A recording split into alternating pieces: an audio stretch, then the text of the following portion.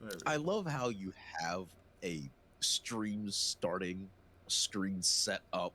It's got the full countdown. Hmm. You have it at the And we beginning of each one. never let it roll for the Never whole. actually set it up to work like that. Well, I mean, I don't know how to keep stuff muted so we can just talk on our own yet. So I, for Christ's sakes, please ask. Find out. I will. Either that or goddamn, we're gonna sit here in silence for 5 minutes while that thing fucking counts down next time No, because it God, no. bothers my OCD. Well, anyways, welcome everyone to episode. God damn it, Twitch! You didn't update the name. I right as I was about to say episode 4, I looked down and it says episode 3. Oh, this is going great so far. That always goes like this, doesn't it? There's always some little thing wrong. Yeah. Stream info So as you can all updated see, successfully. we have kicked Joe out in a power dynamic struggle. Yeah. In reality, he is a tired bitch boy who had to spend time with his family. So Don't he just say has to be that. gone Just for this because you time. don't have a fucking relationship with your family doesn't mean that we're bitch boys for having one with ours. I have a Anyways. relationship with my family, just not my extended family. Anyways. So yeah, we kind of got on. We're about to get on a conversation before this started, and I said let's table that for this, and it's tabletop RPG systems other than D&D. And you had made kind of, I guess, the hot take that everything other except for D&D is just kind of dumb. Listen. I'll say okay. Explain yourself then. It is either they're dumb. That's just my generalization style. It's more a case of I can appreciate what they are for the idea of introducing different themes and trying to introduce very specific concepts and stuff like that. I think the problem though that they typically run into, whether it be just getting an audience or maintaining it, is that in a lot of cases they are too specific. They drill down a bit too much on just one thing, and it makes that ability to bend a system to your will and make things work how you want to a bit more difficult if you at least still want to keep it manageable and grounded in some sort of real mechanics. And even beyond that, even when you go into the actual mechanics of them, it's I think really D&D kind of cornered the fucking market on their fucking dice system, in the sense that while you do have the most out there, it's the simplest fucking one still. You don't have to worry about fucking percentiles or, oh well, if you get 2 3s and a 4 on your 60 12s, then you get an instant success. It's straightforward and it's easy for anyone to understand. And I mean, yeah, you can fucking look at it as fucking boohoo baby doesn't want to learn a new system. I mean, kinda, but at the same time, if I'm going to learn it, I want it to not be as fucking obtuse as some of them are. Because I've just fiddled around through a few fucking PHBs for, different systems, just looking at the base fucking rules for playing shit. And I'll get 3 paragraphs in out of the 25 that there are, and I'm already lost. And I'm a solid reader, so that doesn't happen to me easily. Yeah, but I start going and just oh, what's this concept? We'll explain that later. Well, what's this one? No, we'll explain that later too. Well, fuck. See, one of the that's one of the ones I've always wanted to run. I brought this up with you a few times. Is Shadowrun, right? Shadowrun is so complicated as a system that back in 5th edition, the example characters that the developers themselves made were wrong. The devs couldn't even figure that shit out, right? And it's a setting that I love, and I've been trying to find a 5e, a decent 5e conversion for it, but there's just none out there that I found. If somebody sees this and knows of one, so I can find a way to hit me up, I would love to know it. but there's just not really one. And it's like another one I've always wanted to run is Dark Heresy, which is set in the Warhammer 40k universe, and I would love to.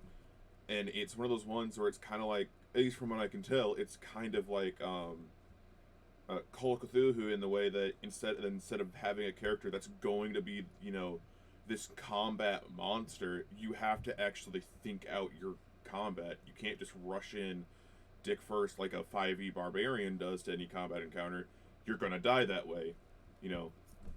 And I was thinking about it last night. I was like, oh well, you know, you could technically run, you know, just use the 5e rule set, but flavor text it all um, to be Warhammer 40k stuff. And then I was thinking about it. I was like, no, because you'd have to, because technically for it to fit, you'd have to make all magic users wild mages. Like there would have to be a percentile that they roll because of the way the warp works in Warhammer 40k, which can work, but also you would have to have a scaling system, and it would be it just gets more and more complicated the more you go into it. And I mean, don't get me wrong. Like it is very, you know, it's convenient to find things that do work like 5e because to be fair, it is. I would say from what I have looked at in my fucking time, it is the It's the most simplest. user-friendly system. I wouldn't even say it's the simplest; it's just the most user-friendly one.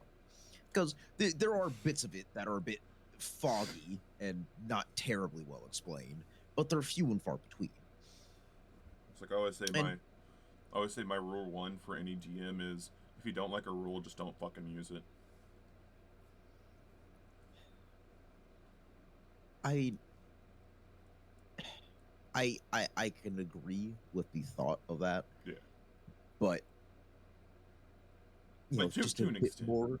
just a bit more nuance than just don't fucking use it. More maybe Tweak just it, find a way around it. tweak it, or however to make it work. But no, like you're right. Like, five, Wizards of the Coast have struck fucking gold with 5e's rule set. In all honesty, Yeah.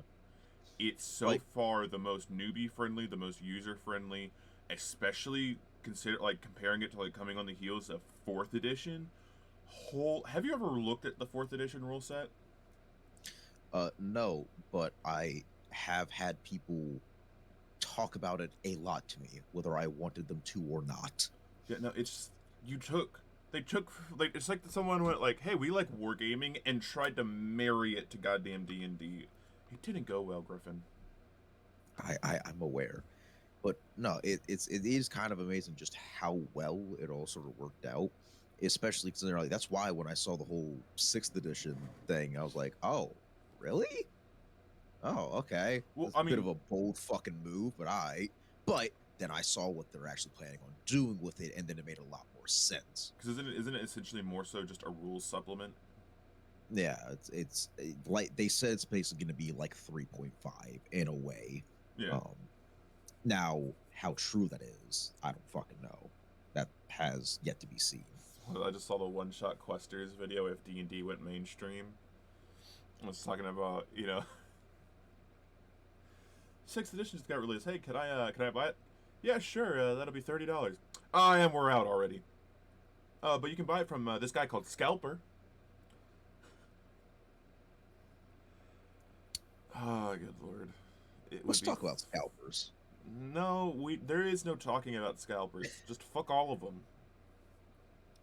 No. I Because mean, if you're to take anything from someone, why take the scalp? oh There's oh, no nutritional value. it's the It symbolic just, nature. even symbolic nature. You're not a fucking, tribal shaman. You don't. Oh God, I just ripped my fucking pants. Oh damn it. Oh, God oh damn it! dear. I just shit my pants. Oh God, we're not saying that fucking story yet. Is that like episode 50 and we're all drunk off our ass story? No, because I don't drink, and you shouldn't either. Children at home, take it from me. Drinky the dog. Uh, Don't drink Take it alcohol. from me. Take it from me. Your uncle Jacob drinking is fucking amazing. Do it. get drunk, get blackout, live life to the fucking fullest. Why would you say that as we get our first fucking Jesus Christ? Don't They've been take here that. for a while. No, you don't. That's me. It's always me. There's 2 goddamn viewers on my readout, unless you got 2 devices open, bitch. Came, Jacob. No, they didn't. I have been watching them for like the last minute or so. Jacob, why are you arguing about this? Bitch, you're the one looking at it from the outside perspective. I have my stream manager open. Jacob. This is not a good first impression for you. I'm sorry that you're wrong on this. Jacob, why are you so angry? This is just like High Speed. You can't accept someone just saying something. Why do you have to get so angry about it immediately? Because you're fucking wrong. Anyways. Oh my God, Jacob. Anyways. And this, children, is why you don't drink. No, this, children, is why you do drink. Jacob, you have gotten considerably more angry as you started drinking. What am I? What are you, a goddamn housewife? Honey, I'm just concerned about your drinking. You've just been getting angrier and angrier about it. I don't need to talk to you about my drinking. You're the drunk housewife that beats the poor husband who has to keep going. You're making me Norm. God damn it. Who? Actually, I don't remember his name was. No, his name was Norm from Normal. Fucking the Colonel Minds episode. The poor man who lost his doting daughter and then killed his family because of it. That's what you're turning me into, Jacob. With your nagging.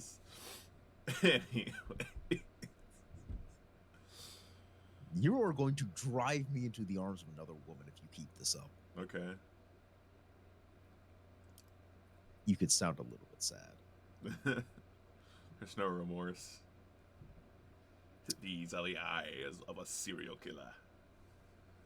Don't quote that like you love him. What do you mean? You barely knew his name.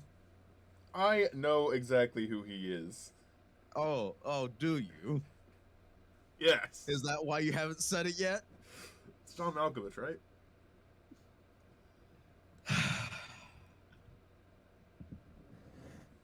You disappoint me so much. Anyways. Jesus H. Christ. But no, if it's not 5th edition, it's nothing because it's like Nerf. I still want to play some other systems though, and I'm gonna try and find some groups who would be willing to learn or know it already. I'm sure you do. The only problem is there's definitely like weird D&D elitism that fucking spans throughout every edition, but I find that only amplifies when you find people that actually like fucking play other ones. Which is not to say that, you know, anyone who plays different systems is fucking elitist. No.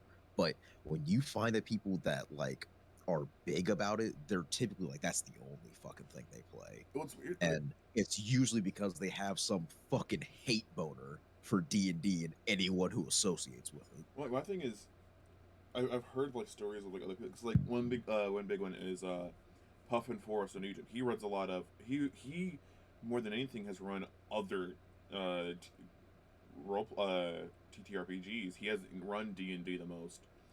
And also shout out to my man's for starting in 4th edition. Rip a year of his life. Anywho, but like he talks about how like his players, like he'll try to get his players to play other things right now because like now he's doing a lot more 5e. And he'll be like, hey, you know, let's try this. I'm like, nah, 5e is just where it's at. Well, let's try this one. This one's pretty cool. 1 or 2 sessions in, nah, go back to 5e. It's just, 5e has just become such a monster of availability and ease of access. No, and I mean, a lot of it also does come down to the fact that there aren't many things that it can't cover. Yeah. Because it is so simply made to the point that you can make it whatever the fuck you need it to be in a pretty easy fashion, if not by actually changing things, then just by, you know, flavor text. I mean, Really think about it. Star Wars 5e, a majority of the things in it aren't really changed. They're just changed flavor. Oh yeah. Like the actual mechanics of it and stuff like that, there's not that many that are different. There's not that many that are new. Except for something like fucking Titan's Might or whatever it was. Yeah. Besides all the broken shit, but still. Yeah. So for anybody who Um, plays D&D, real quick, we play Star Wars 5e, and we've established that. Last session we did, we were sitting there, and I was looking through feats because I was throwing together some NPC combatants and helpers for the guys, and I'm rolling through feats, and I find Titan's Might. Prerequisites: strength of 20, right? Excuse me, strength of 20, and like levels. I forget what the level was, but essentially, I think it was like level 12. I'll look it up. Yeah, you look it up. But essentially, what it did is the big one that stuck out to me was even if you miss, you're doing damage. You don't have to hit the enemy to do damage. In addition to that, it allows you to dual wield great weapons. So anything with the two-handed feature now counts as a one-handed weapon for you. AKA dual wielding great sabers, or saber axes, or anything that's two-handed. 12th level. Yeah.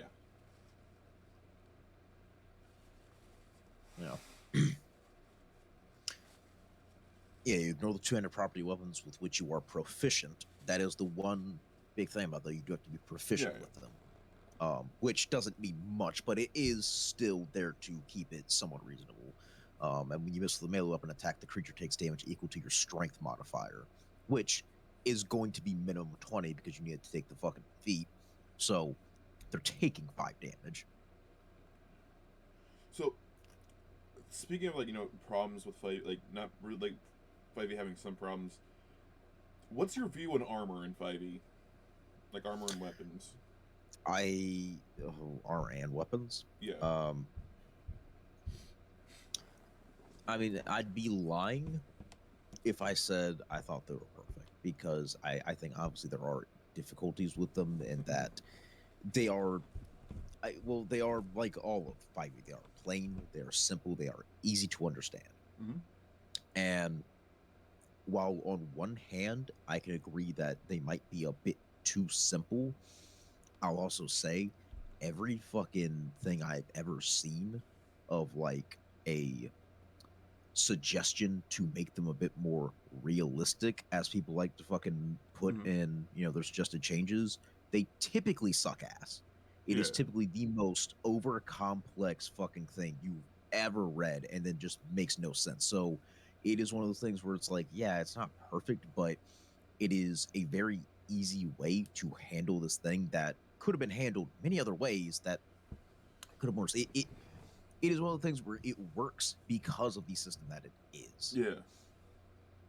Like, I know you didn't do much with it, but Fallout 5e has a slightly different armor system because it goes with the Fallout 4 mechanics of, I don't really know, like piecemeal armor. You have an armor piece for like every fucking section.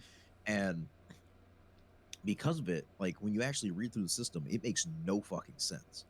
Once you understand how it works, you start to get it, and you can go through it fairly easily. But like off rip, it doesn't make any fucking sense at all when it's really about the same thing. Because it's all about how, if you have a piece of armor that is light, medium, or heavy, well, it has a different base armor value and then a different modifier that it adds to the potential of your dex modifier that you can add to your AC, and it's just too fucking wordy. It's too wordy, but it's also weirdly more simple. It's weirdly simpler in practice because, at least in base 5e, you have different types of armor, like leather, studded leather, so on and so forth, right? In Fallout 5e, you just had light, medium, heavy. Yeah. There were no different values between, like, say, some sheet metal that was light armor and some leather that was light armor, or pieces of wood strapped to your body. It did not matter. Mm-hmm. But I think it's one of those cases where they expect the game master to handle differences like that and add things to it. I believe there was like some set of rules around it. I don't fucking remember though. We never ended up doing it.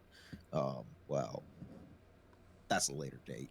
But I think that's actually where a lot of people's frustrations with 5e comes in terms of weapons and armor, is that it's just a weapon or armor unless it's enchanted in some way. You know, because like you can't go to a blacksmith and say, hail, good sir, I'd like to turn in my steel greatsword for a fucking elven one. He's gonna look at you like, well, okay. Here's another What the great fuck sword. do you want me to do? Here's another great sword. It's elven made. Ooh. Yeah, no, like I had a fucking character who wanted a custom made war pick. I was like, okay, he just hands you a war pick off the wall. Like there's not going to be anything different about it. There aren't rules for this, and I'm not going to give you a fucking +1 weapon right now. Like fuck that. So yeah, noise. like on the online campaign, I haven't added anything weapon wise. Like I ran it by them, they're like, "No, let's keep the weapons the way they are for now." Like just if they wanted to try that out, and they were like, "No, they'll keep weapons the way they are for right now."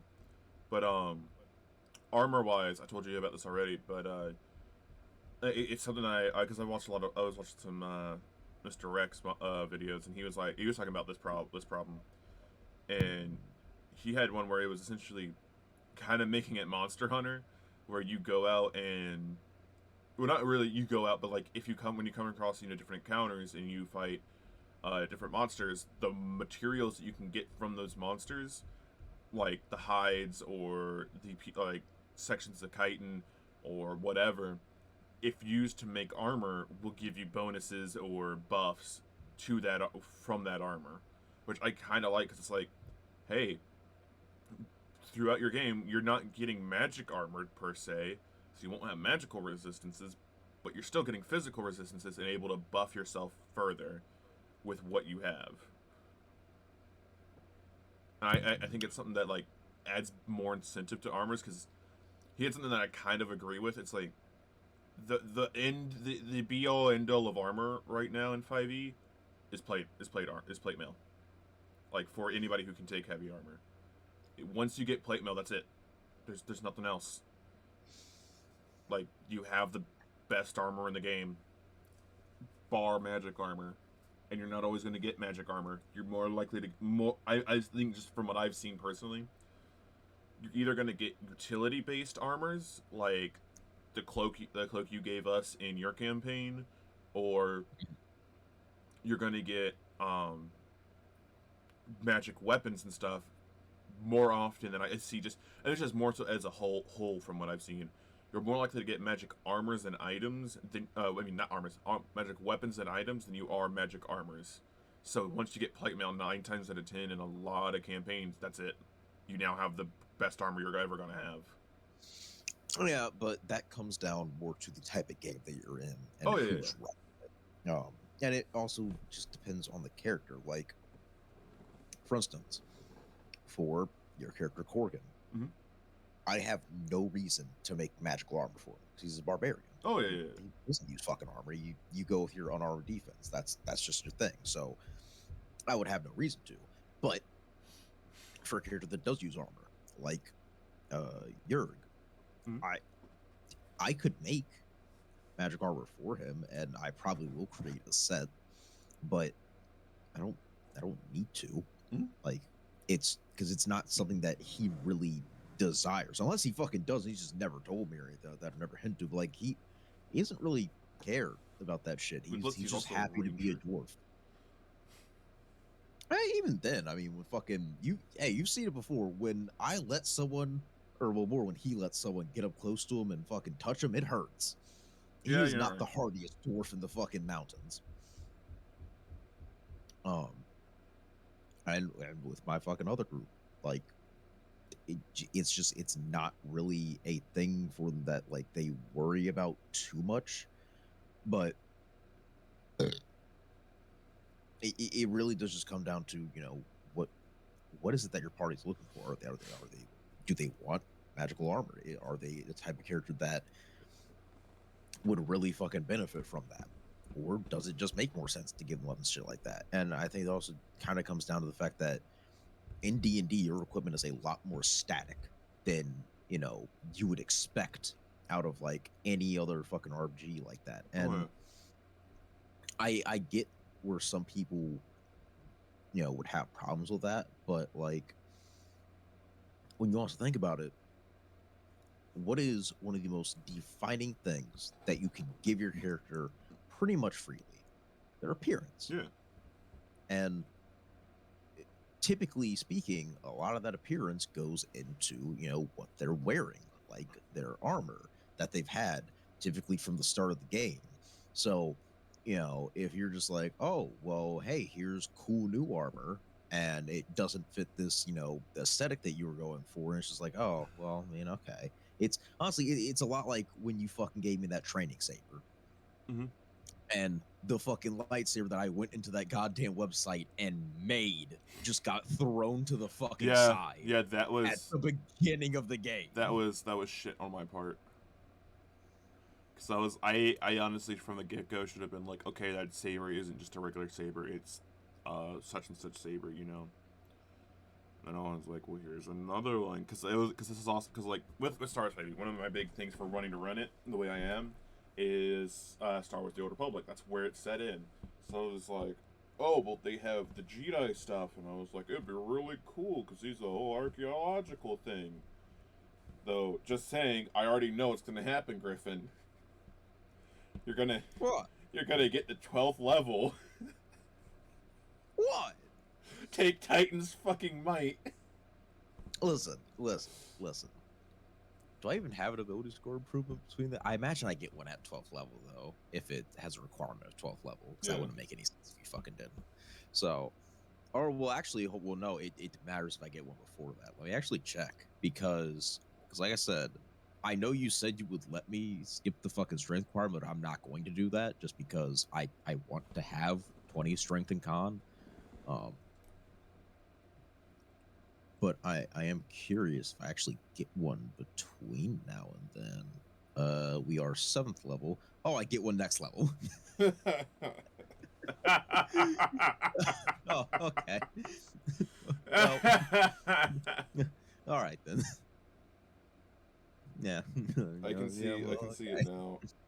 Just the mad lad himself busting his brother out of prison. Dual wielding lightsabers. Dual wielding great sabers. Oh god. Actually, hold on. Yeah, we're 7th level, right? Yeah. Okay, fuck. Alright. Oh, yo, at 9th level, I get my fucking Guardian Aura Radius increase. Oh. That's gonna be good.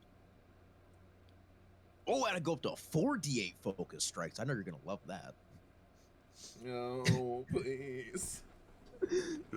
I feel like there's just a small tinge of pain that goes throughout your fucking thyroid system whenever I say force imbued strikes. No, I just quietly bump up the 3rd digit by 1 number. You piece of shit. How dare you? I'm like, oh, let me not swamp them in HP for this boss fight. And then you just go force imbued strike and take out about half of what I had there, and I'm like, okay, let me bump it up real quick. It's like, oh yeah, this will challenge them. Oh yeah, 150 hit points. 150 hit points, it'll be great. And he's been stunning striked 3 times, and chipped away for about 40 health. Oh, and there goes 80 from force imbued strikes. Let's just bump that up to 400. No. To be fair, all right. I'm sorry. Agin's stunning strike is very inconsistent because he's a shit DC. But somehow it's a plus 16 to hit, which we really need to get to the bottom of. Because listen, I will take it if it is a real thing, but like that's ridiculous. Because this is the thing. Literally, the reason I told him. Don't even worry about rolling. Just roll real quick, make sure it's not a 1, right? Is Literally, that guy who you were fighting, his AC was 15. Yeah. Honestly, at that point, I would even say, "Fuck it, dog. If you get a 1, I mean, I can't do anything about that." Even with what is considered to be a natural failure, you managed to hit. I'd fucking say, shit, fuck it, roll damage at disadvantage, Yeah. or something like that. Like, I really want to, Oh, actually, here's what I'm gonna do. real quick. Speaking of Keep that, talking. speaking of rolling damage for disadvantage, which made me think of something. So in Dark Heresy, there's a situation where you roll stats at disadvantage. I'm not gonna make the joke, but I'm sure you know the joke I'm thinking. No, I don't. Okay, I'm not gonna say it. Please. I'm not going to say it. Why not? You don't want me to say it. I want you to say it, Griffin. I'll tell you later. Message it to me right now. I will. Where did my phone go? Damn you, Jacob. Damn you to hell.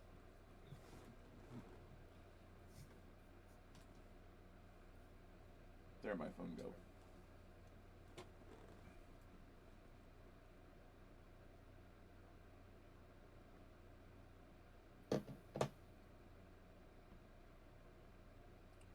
No, it is not. Literally, you can get, but sure. you can get. I forget what it's called, but essentially, it's modifiers based on your background and your role and such, and it'll either be a bonus or a negative to your stats. Because like essentially, someone born on a death world is going to be better at, he's going to be stronger and better at survival than someone born in the hoity-toity society of a hive city. So to be fair, not much weaker because it's Warhammer and everybody is fucking either ripped or goddamn cyborg. So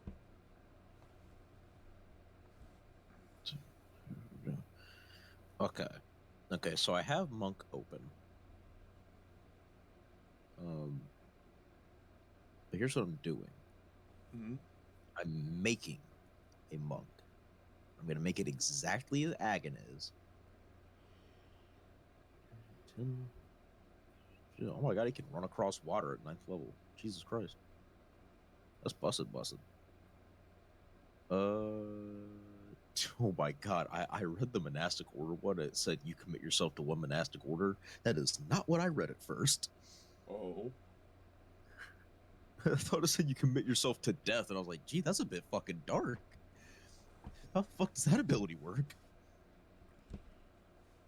It's fucking, whatchamacallit from Code Vein. This dickhead has slow fall, and he's never used it. I swear to God. I swear there's been some moment where he could have used slow fall. They did, or did he? Wait, hold on.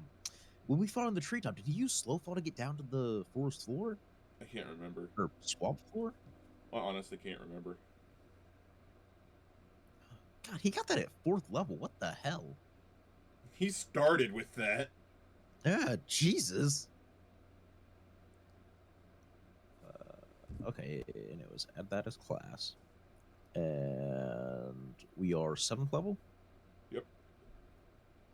Low, don't worry about hit points. Archetype.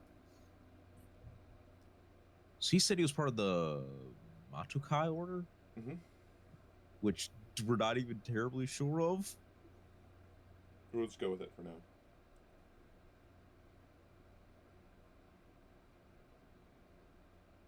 Okay, ability score improvements.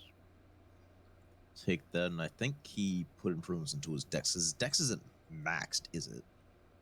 No. Yeah. That's the...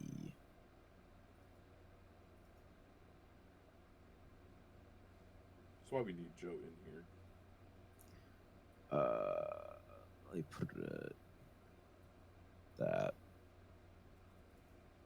Yeah, fuck, let me just oh god, it's making me do point by.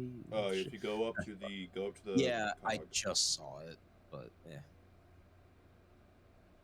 Continue. I'm kind of mad that the websites like that don't have rolling for stats as an option. You say that, but fucking Goddamn, D&D Beyond only just managed to do that recently. So like it's not that surprising. And even then their thing for it is rough at best.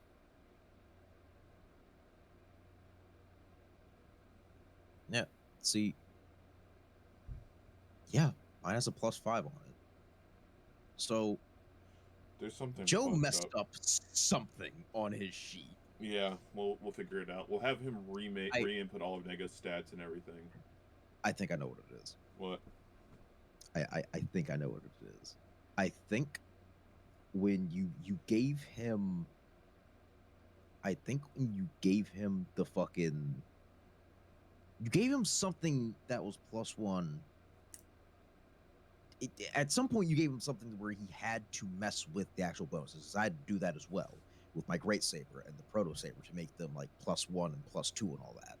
And then he fucked up and made it +10.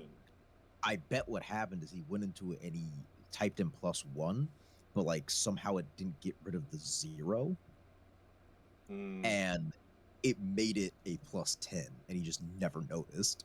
Yeah. I bet you that's what fucking happened. Sounds like a Joe thing to do. So, okay. I have another question for you, though, and this is about 5e again. How do you feel about common magic items? Like the common magic items tables and stuff like that? Like the items from them. I have never used them, so I don't know which ones are on there. Because, You'd have to give me specific examples. So, I was looking through it, and I can actually pull it up again. Let me grab this one, pull it over here. 5e. Magic items. I like the wiki.page page best because it has it broken down by a bunch of filters. Okay, so common it's nothing really all that strong except for one so far that I've seen, which is the spell rot tattoo. Which is literally it's a magic needle that you hold to your skin that imparts a tattoo that stores a fucking one use spell. Which could be pretty decent. And it doesn't make the distinction, but and it can be any spell. Doesn't there's no real limitations on it. But I have made the distinction because my players got one, and I said that you can't just be like, oh, I'm going to impart this spell to it. It's like someone who knows that spell has to be the one to do it, right? Someone has to have the knowledge of that spell. They can't just be like, oh, I'm gonna put this spell that I don't have prepared or I don't know yet into my skin now. So, but it's like the common magic items are stuff like the Dread Helm, which you read Dread Helm, you're like, oh, what's this? What's gonna be like this kind of cool helmet? It's just a helmet that scares you when you have it on. No, it's this fearsome steel helm makes your eyes glow red while you wear it. Yeah. Yeah, that's it. I mean, don't get me wrong, it's a bit of a fucked up name, but like Armor of Gleaming. It's literally just armor that can never get dirty. Yeah. No, I mean honestly it makes sense. In fact, really the best thing you can use that for is just to fuck with your players. Yeah. Because if you have players like mine that constantly ask where a fucking magic item shop is and want to go there because they're like, oh, if we find a place that sells magic items, we can just buy a bunch of them. You just fucking dump that goddamn list in the place, and then you have the shifty fucking merchant just sell everything off of those. It's an amazing fucking item. Oh yeah. So, well, I kinda did that with my players, because essentially what last session was supposed to be before we had technical issues with one of them and their computer literally shit the bed. Not even kidding. Literally, we took a break, and when we came back, our cleric was like, "Yeah, my computer just died." And we're like, "Well, what do you mean it just died?" They're like, "I don't know. It's not turning on anymore." And we're like, "Oh." Damn. But essentially, I had it's Lucius Valcorium and Magic Emporium, right? and it's run by Lucius Valkorian, who is just this old, really, really old barbarian. I made him into a barbarian wizard because I just love that idea of just this really old, fat-bodied wizard who, in a pinch, can rage and beat the shit out of somebody with their own femur. But I digress. And essentially, I was like, "Hey, look, you're not gonna you'll have to run it by me real quick for what's actually in the shop, but like, here's the common magic item list. You can only take stuff from the wondrous items, right? So no, he doesn't have armor and he doesn't have any of the weapons in it. But the wondrous items, like, run that by me and I'll let you know if he has it, right? And so that's why they got a few. They got a few different tattoos because there's three. There's the Illuminators Tattoo, which is a tattoo that allows you to essentially make your fingers into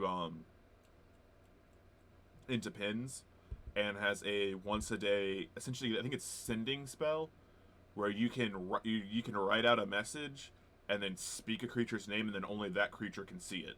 You and that creature are the only two people who can see it. Then one of them got the Masquerade Tattoo, so that he can kind of make his face look normal and hide it from other people. Oh god, one of those sorts.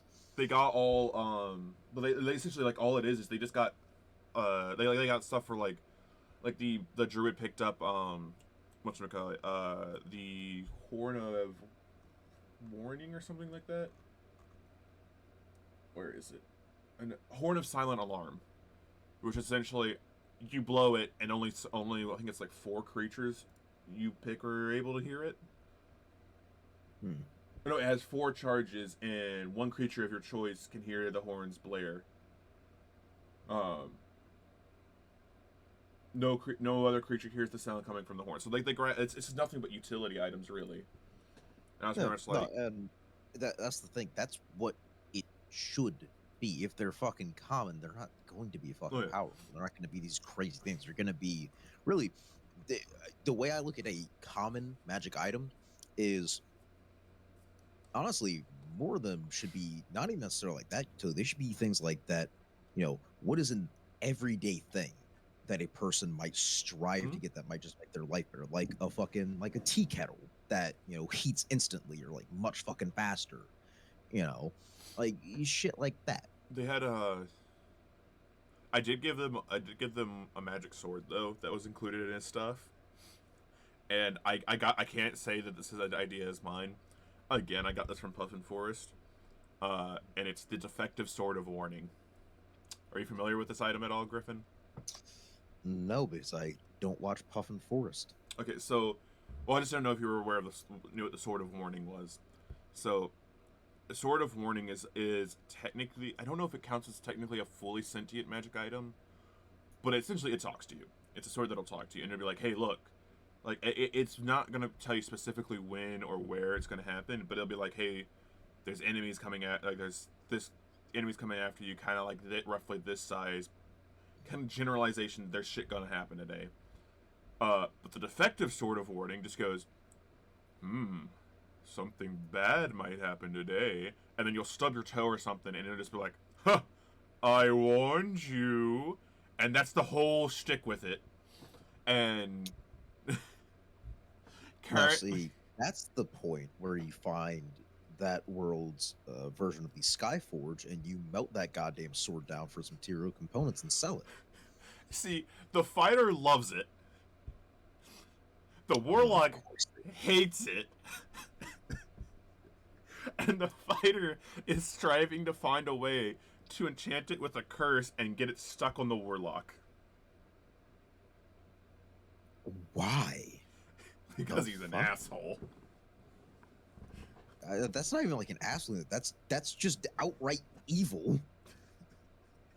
You're literally trying to fucking curse someone. If I don't know what their fucking alignment is, but if that doesn't take a fucking hit from even considering doing that, that's a tough one. But yeah.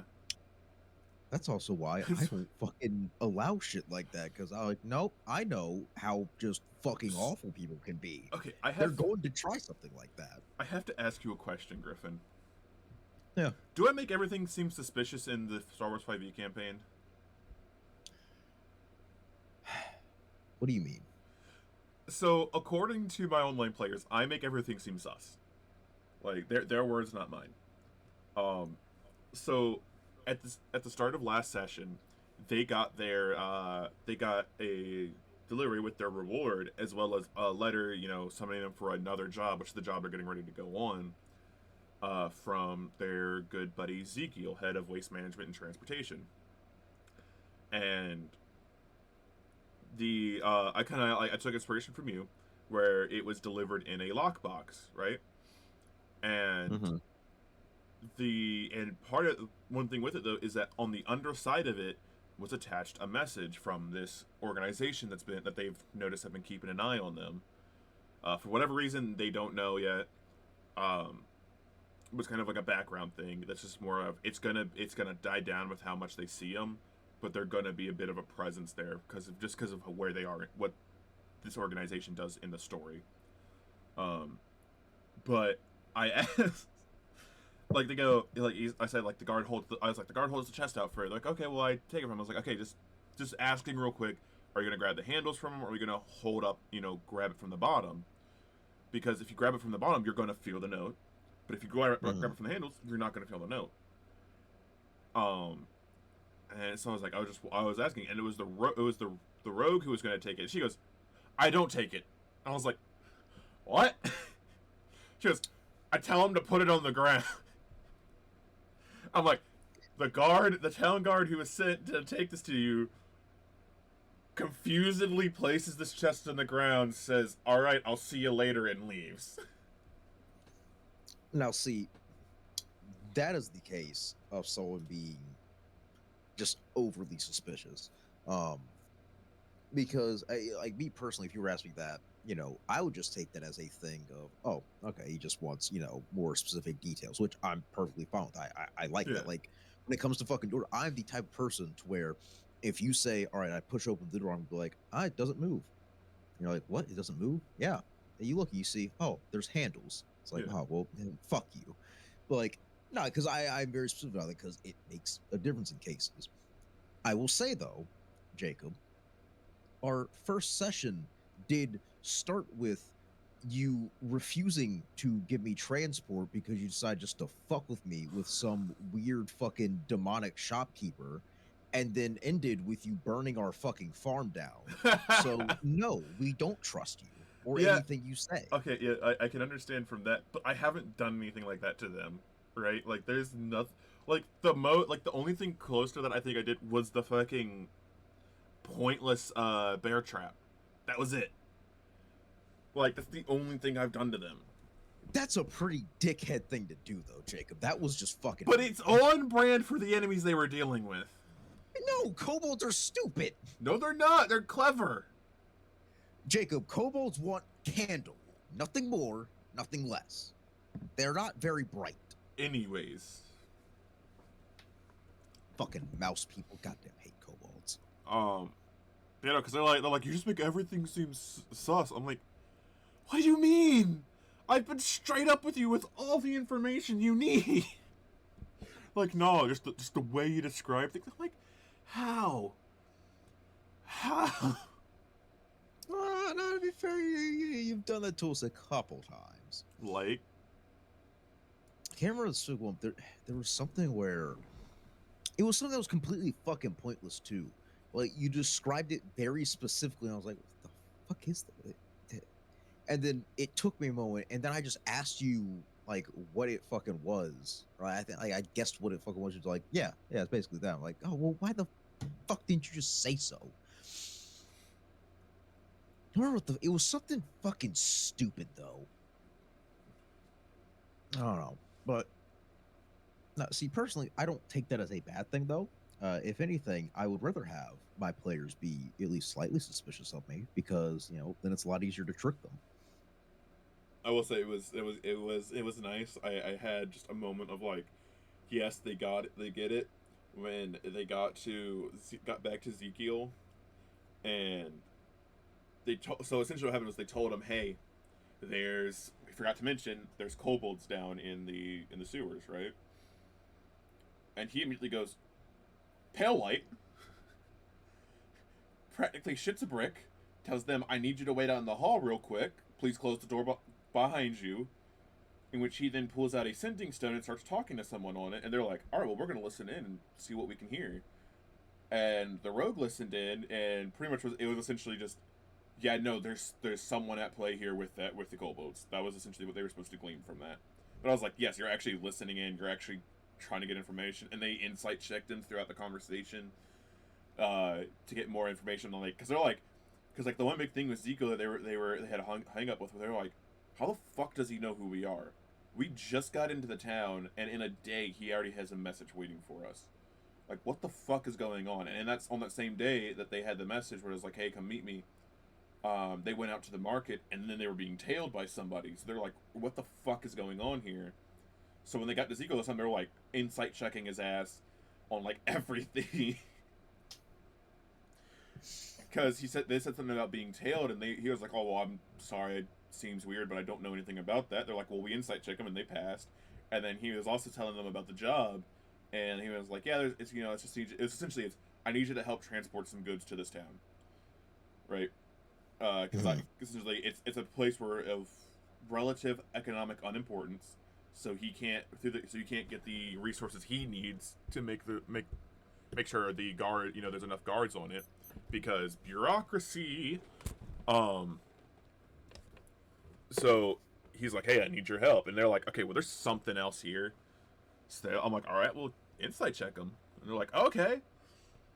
And they do. And he's like, and then it reveals to them that, hey, the real reason I need you to go isn't just because, it's like, yes, because I need extra security on this shipment, but also because I haven't heard from this town in a while.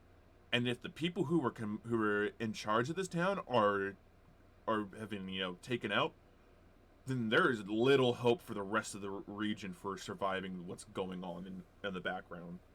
He was like, it's putting them all into the main story, but it's just like, hey, look, shit's fucked if this town is gone. Shit's completely fucked, and I need you, and I can't let people know that I'm trying to do this, because I don't. Essentially putting up the idea that, hey, he doesn't trust people around here, because he added them, because he took his sending stone, put it in a box that blocked its magic, had them close like the windows and shutters and all that, and was like, hey, look, this is between us, and shit, there's something going on there.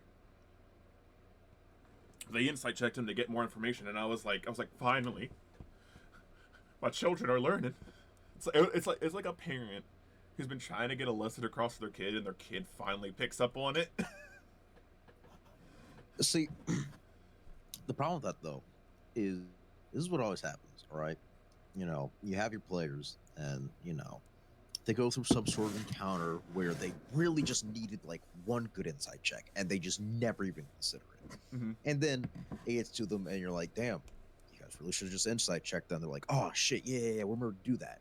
And then the next like few fucking sessions, they'll insight check every goddamn mundane thing that does not matter. Anytime someone's just like a bit excited or maybe like scared or something, like, and they're speaking in a bit of a weird way because they're like, oh, that seems suspicious, we'll insight check it, and then they get nothing.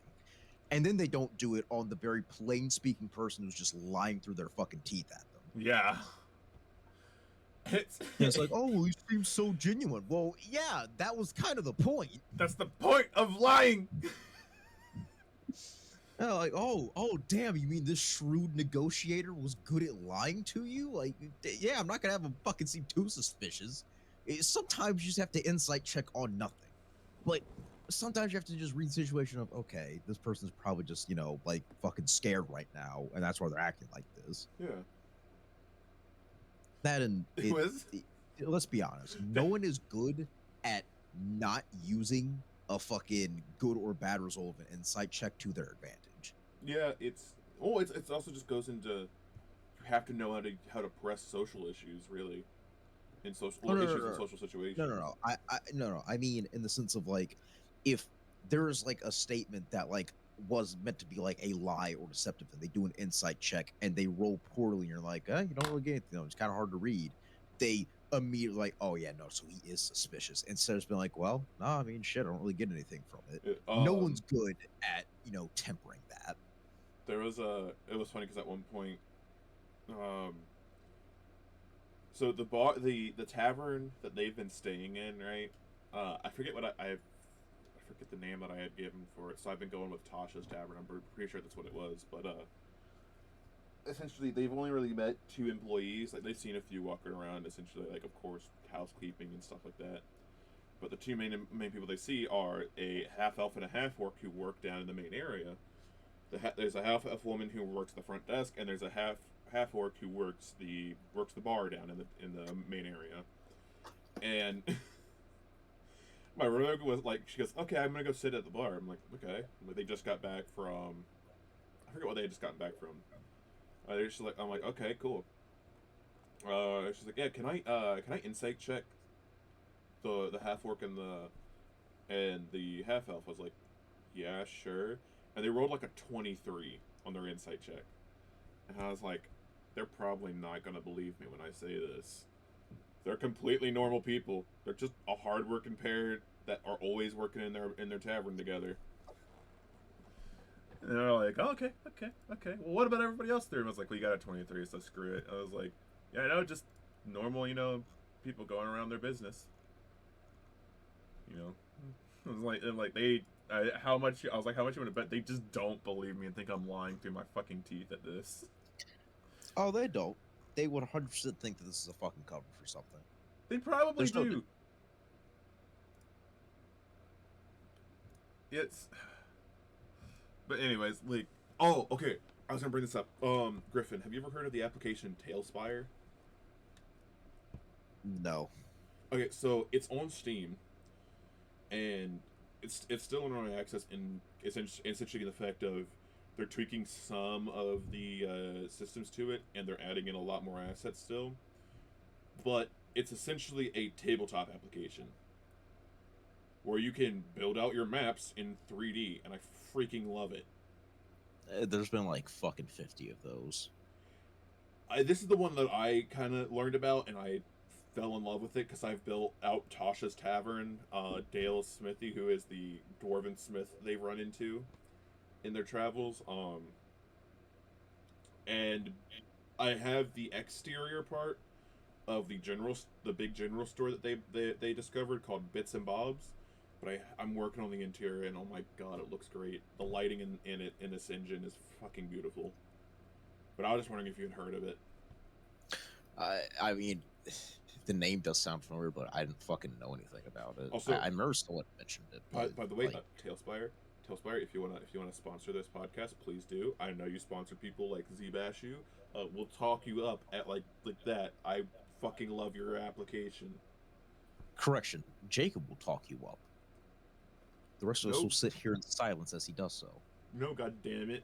We both have to. I'm not sucking this dick alone. Have you not seen ad reads from other fucking groups? It's just one person doing them. They switch off. You'll do the one for Tailspire. I'll do the one for Cheerwine. All right. You can reach. Okay, you reach out to Cheerwine. I'll reach out to Tailspire. I will drive to their headquarters and hand deliver them a message. I won't do that. I hate driving. But you drive? No. I can just imagine it. The fuck.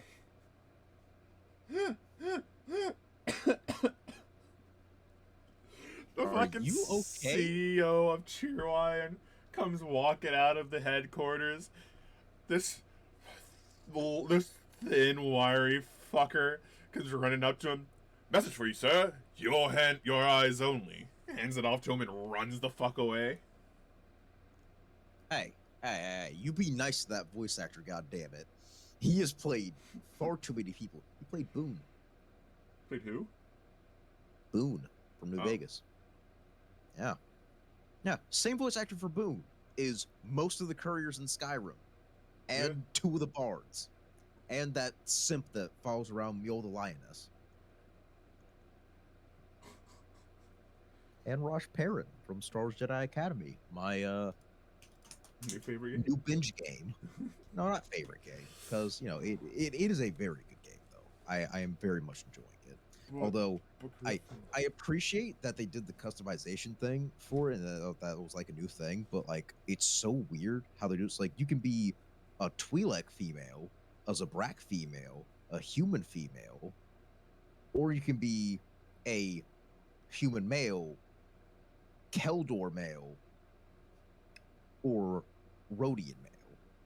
so they didn't do, oh, here's these species options and then here's gender options. They just did. Yeah, no, it is linked, and it's not for each of them. So you can't breed a brag male. So like, it starts on female, or at least mine did. I don't know if it's random or not.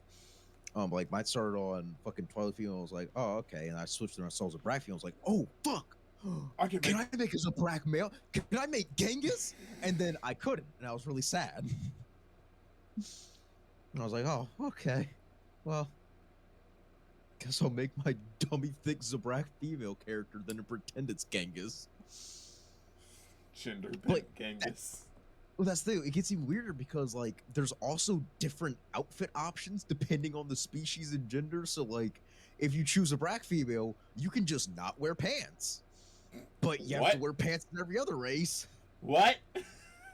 Yeah. So run around just in your shirt and your skivvies. It is like, it's one of those like, it's basically just a loincloth, really. I don't know how It's I a feel about loincloth and ass cheeks. That's all it is. that. Are they good ass cheeks? So that is the question.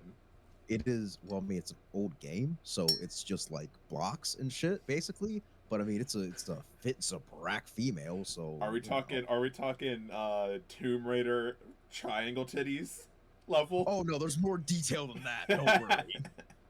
It actually looks somewhat rounded. To be fair, despite its age, the graphics do hold up somewhat. Good game though. It's like $15 with backwards compatibility on Xbox. But Griffin, what about, why would you play the superior game, Jedi Fallen Order? Because I tried playing that game and it sucked so much ass. Yeah, it from what I've seen, I'm like, yeah, it's not even Souls like, it's Souls light, and it's just terrible. There's some games in that kind of genre of the Souls, what I call Souls adjacent, right? Where it's like they have similar mechanics or have inspiration from, and like there's some where I'll watch them. I'm like, I could try this out. I watched some Jedi Fallen Order. I'm like, no, you get out of here, boot. Here's your challenge. Drink this antifreeze. Here's your challenge. Eat these Tide Pods. Oh God, you can't say that. But no, fucking Jedi Fallen Order just sucked ass. My God, it was so bad. And but then everyone thirsted over that one Inquisitor girl. Yeah. Yeah. Gross. One thing. Okay. This kind of ticks me off, right? Because there's this TikToker I saw who was like talking about that Inquisitor bitch and like how like, oh, her lightsaber's red because it is so, tragic and inspiring because it's all of her trauma and torment, making poured into her lightsaber, and that's why it's red. I'm like, yeah, that's what it's like for most Sith. That's the box standard Sith reason for having a red lightsaber. It's almost as if they all have one, unless they're undercover. It's almost like it's almost like the Sith, are kind of born out of trauma, hatred, and emotion. Intense emotion. It's almost as if it's like that for all of them. Yeah, it's almost like they grow up with the equivalent of fucking abusive parents for most of their life. Okay, and moving on. Griffin, I'm not going to get on that topic. Don't worry. Actually, no. In regards to backwards compatible games, did you hear about what a good old Philly Spencer said? Nope. He, and I can't even believe that I'm actually able to fucking say this. He is trying to. I don't really know what to call. I don't know what to call it. Like he's taking the initiative, or like he's trying to start. He's trying to get all of like the major fucking console developers, i.e., Sony, Xbox, and Nintendo. Mind you, he works for Xbox.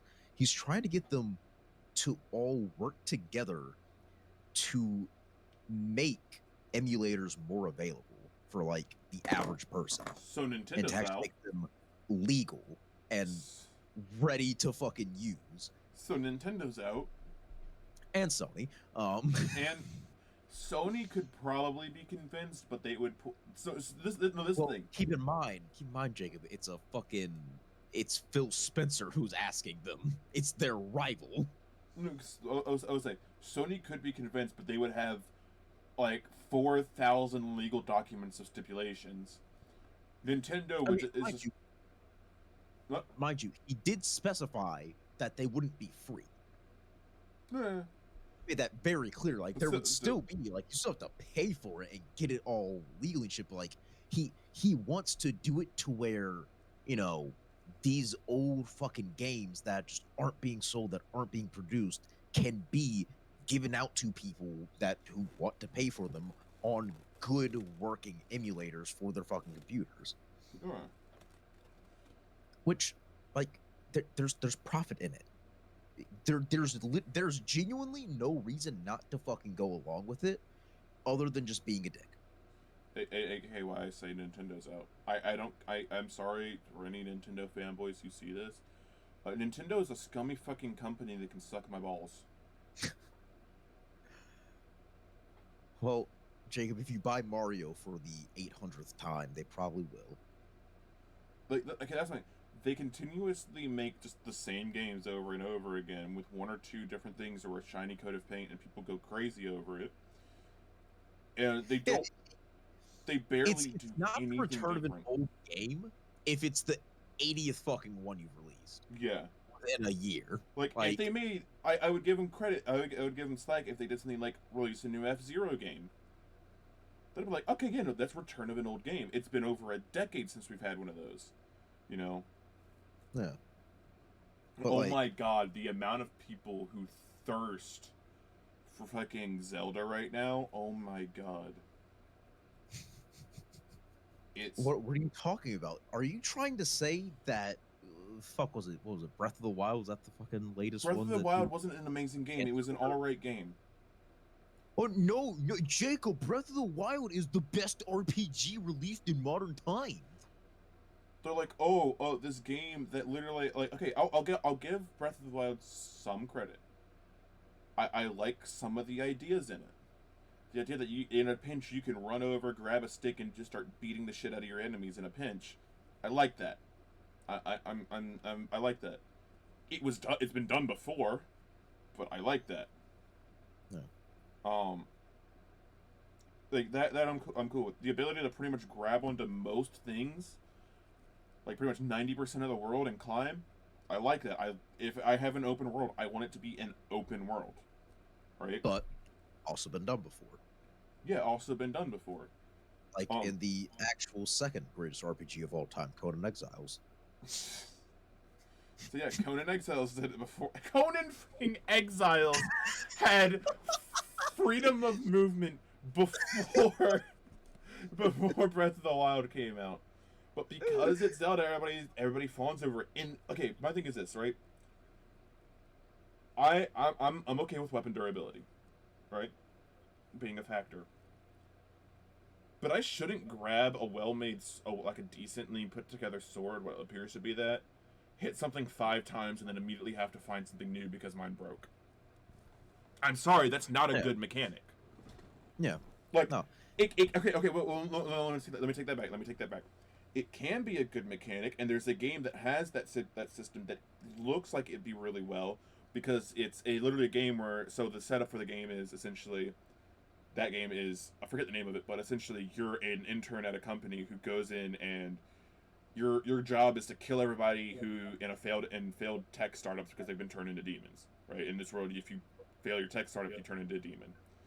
And in that, there's a durability system, but you can literally grab a fucking office chair and start beating motherfuckers with it. Like, and it is fast and frantic combat, so you're constantly cycling through shit, throwing shit, doing shit. That I'm okay with. In an RPG setting, I need to have my weapon to be able to sit there and actually fight. And people be like, "Oh, well, you could just grab one off the ground." It's like, yeah, until you can't. Until your last weapon just broke, you're surrounded by 40 enemies because their health is too high. Oh, and guess what? They do enough damage that the armory that you have in spots that you're allowed to go to from the get go. It's not like something like Ocarina of Time where it was set up so it was a linear mode and you had to go. You pretty much like you could do certain things out of order, but you had to go do other things in order because you needed, like, let's say, bomb satchels to get through certain places. You needed this to go through certain places, or if there was, multiple paths, they were all still level. They're all still essentially level appropriate. But in Breath of the Wild, it's like you'll go to certain places and just get one tapped, and you're just like, everybody's like, oh, then just don't go there. It's like, but the whole point of the way that the main quest is set up, the main quest of awakening the divine beast is set up is so that I can go anywhere that I want, and I can do it in any order that I want. Yeah, I personally have much more interest in it as a speedrunning game than anything else, because it's just I don't give a fuck about the goddamn Legend of Zelda. I do not care. You will not be able to make me care. And I was like, here's the thing. You know what? No. It's part of a lot of people's childhoods. That is excellent. But let's not lie. Okay? Can we just not lie? Can we not let nostalgia completely overtake us? I'm gonna say it. I'm gonna say it, damn it, Jake. I'm saying it. I'm gonna say it, Jake. You don't care that I broke my pinky? No, I don't. I think fucking Oblivion is better than Breath of the Wild. I would much rather play Oblivion. The other thing is, like, people are like, oh my god, like, people are like, oh god, like, I will say, but that's one thing, is like, when people be like, oh, the story sucks ass. It's the same thing over and over and over again. I want you also keep in mind, Jacob, I just recently rage uninstalled Oblivion because I accidentally saved over a fucking character who I had a lot of progress on, because I was so upset that I just lost all of it. And I uninstalled the game in the span of 2 seconds. Like, okay, like, don't get me wrong. We're not trying to say that Breath of the Wild is a bad game. No! It's a fine game, and it's not that good. It's a perfectly fine game, but it's just, like, not the second coming that a lot of people made it out to be. It is... It's not even as good as Witcher 3.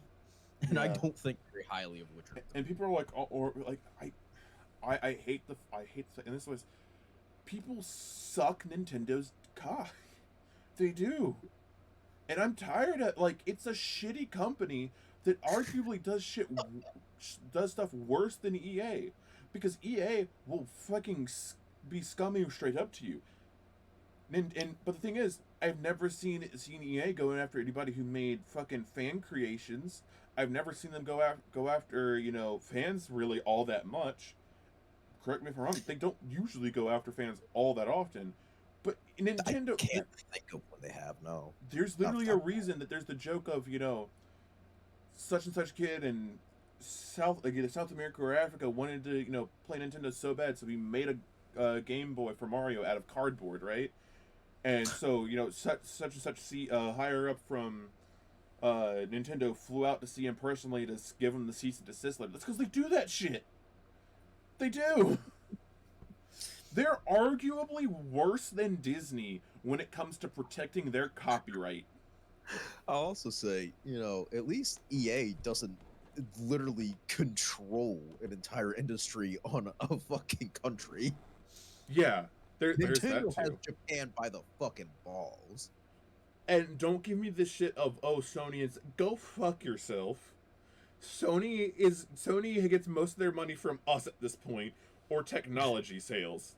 That's where their Yeah. money is. It is not video games in Japan. And they'll be like, oh, well, what about Sega? Is so fucking buried that they're rehashing old shit in a desperate bit to stay relevant. I honestly, I keep forgetting that Sega still actually exists as an entity. I will give them credit for hanging on, and give Sega credit for Sega to Sanshiro, because that's a damn good line of advertising.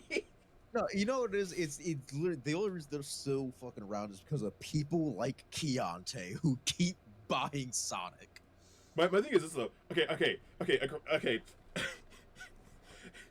You gotta agree. If Sega had fucking if Sega had released the Sega to Sanshiro ads in America with not translating it at all, keeping it the same, you know for a fact the Sega Dreamcast would have sold like hotcakes. Do you think Americans care about being able to understand the language? Are you fucking kidding No, me? just give us some badass imagery. They don't give a fuck. I mean, They start shit. begging for his fucking crossovers with Chuck Norris immediately. We would. And the closest thing we got was Death Battle, which was a cop-out ending. Fuck you. Jacob, there was no better fucking ending. Neither outcome would have satisfied you. Oh yeah, neither outcome would have been satisfying, but it was a cop-out for how quickly it happened. Smartest thing. One of the only good Death Battle episodes, I will say. I would say that as I want to be clear. I'm happy with the happy with the Obi-Wan. Well, they did because he fucking won. Oh, I will say this real quick. Let me be clear. The shit that I say about Death Battle and the shit that I say about Breath of the Wild, I say as someone who likes those franchises. So this isn't like out of a place of this is out of a place of someone who understands why the people do it, and it's just for out of the stance of someone who actually enjoys those products. So silly Jacob, you think they care that you've explained your position? Yeah, I know. I'm beating my head against the wall with that line of logic.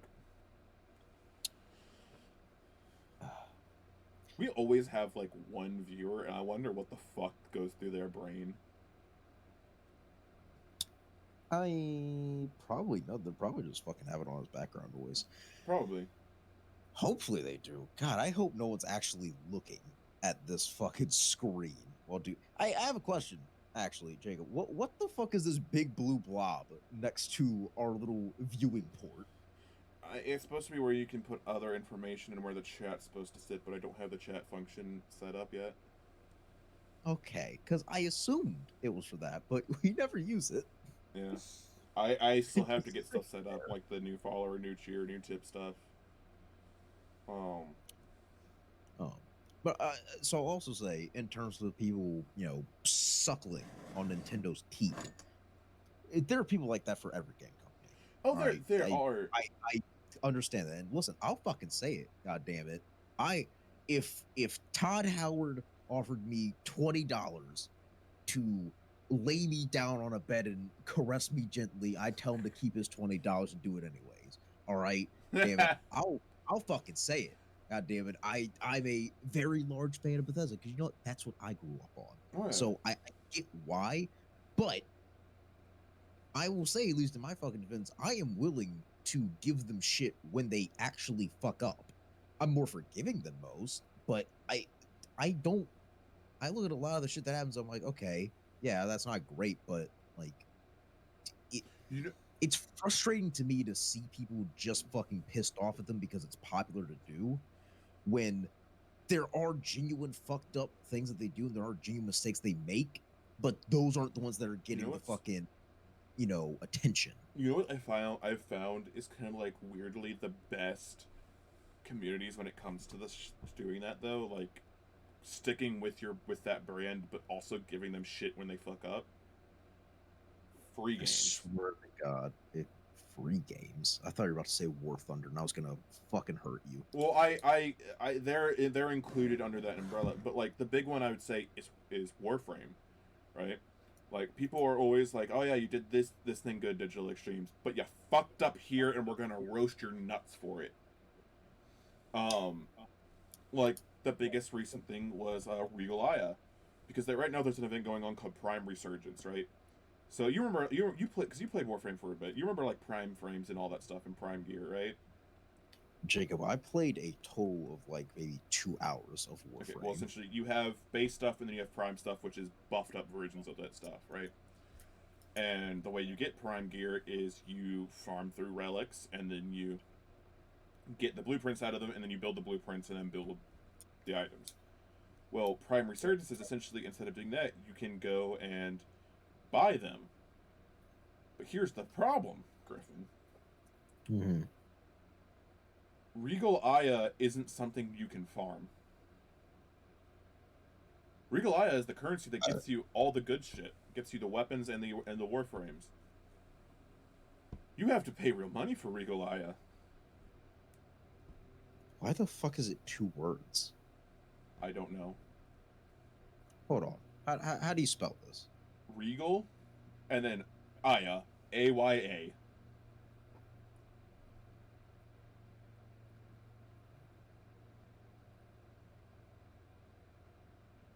That is so dumb.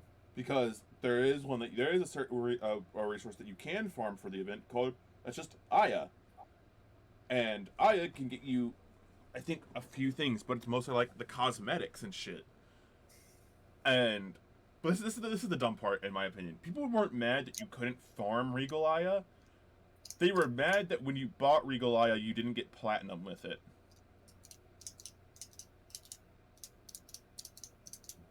That sounds like Warframe players to me.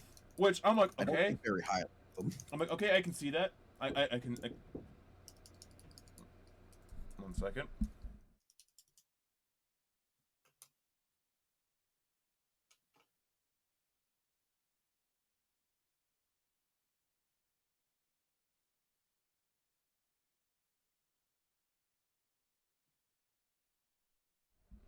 All right, I am back. I'm sorry about that. This guy. But it's essentially like, oh, there's no platinum in it, and this is the thing. Digital Extremes went, oh well, we're sorry, but we can't sell platinum with Regal Aya due to technical limitations. Yeah, okay. In about 3 days, they were singing a different tune because no one touched Regal Aya in those 3 days. Yeah, you want to know what's not a good excuse to use for any fucking video game? Technical limitations. You have to be very specific what your technical limitations are and have an explanation for it. I mean, you have to be fucking dead on balls accurate that whatever they're asking for genuinely cannot be fucking done. Because 9 times out of 10, it is something small enough that it could be done. Typically, when technical limitations is like an appropriate one, it's something where it's like, okay, yes, the example you're asking for is small, but when we extrapolate it to having to do it for everything, then it's a lot more, and we could do it, but it would have taken us so much longer, and it probably would have caused other problems. That's why, like, those are technical limitations. It's like, okay, so like that's like one of the because like Digital Extremes has a lot of stuff in the game now that they said they would never do, like shield gating, where when your shields run out, you have a period of invulnerability. They said they were never going to do that. They did that. They have a few other things that I can't think of off the top of my head, but like, that's one thing that I'm always kind of like. I've always been kind of like, okay, I'm giving you a bit more of a chance, a bit more time when it comes to CIG or Cloud Imperium Games, the people who are making Star Citizen, because they never say, oh, we can't do that. They always say, we can't do that right now, but we're looking into ways of how to do it. And then they steal your money. Yeah, no, I mean, I understand that. I'm sorry, anyone that gives a Star Citizen is giving to a scam, and I have no sympathy. No, you're not. You're not. We don't know that yet. They are at how much money now, Jacob? After how many years? 350 million, a lot of which went into building out the infrastructure of the company and hiring on new employees. Hold on. As well as dealing with a legal battle.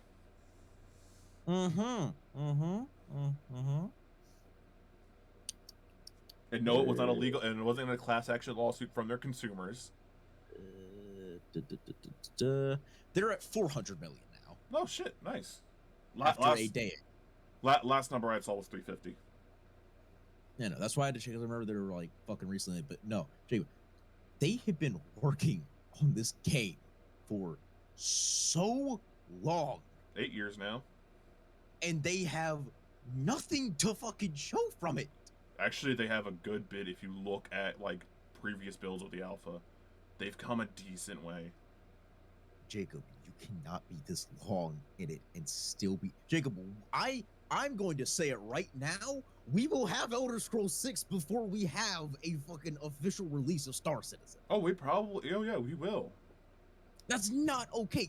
I get that you like the fucking. I get that you like it. I get that you like the concept. I am aware that is fine. You're allowed to like it. But dog, you can't keep just ignoring this. What do you mean ignoring it?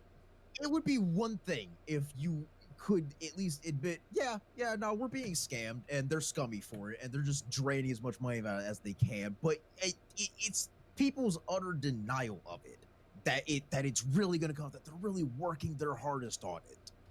No, Jacob, they're making far more money off of it doing this than they ever would just releasing it. This isn't gonna stop. The big thing is, the one thing that's kind of that is eating me is like Squadron 42, the standalone single player campaign they're doing.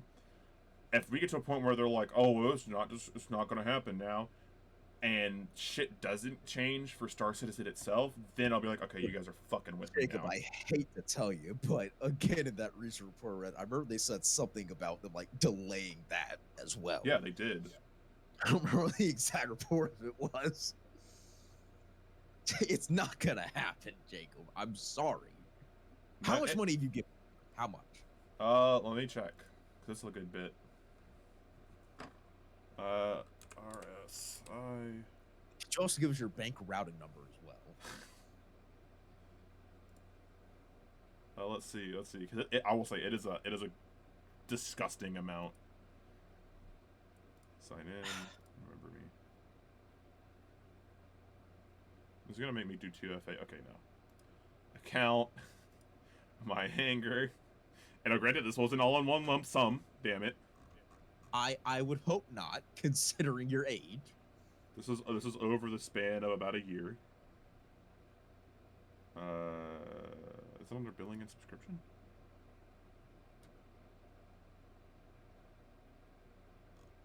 No store, zero store credit. I forget where to find this. Oh, there it is. Would you like my total spent? And you said over the span of about a year is the amount of time you spent this in? A year or two. Okay, I'll give you credit. We'll say 2. We'll say over 24 months you've spent this much money on this fucking 2013-20. Excuse me?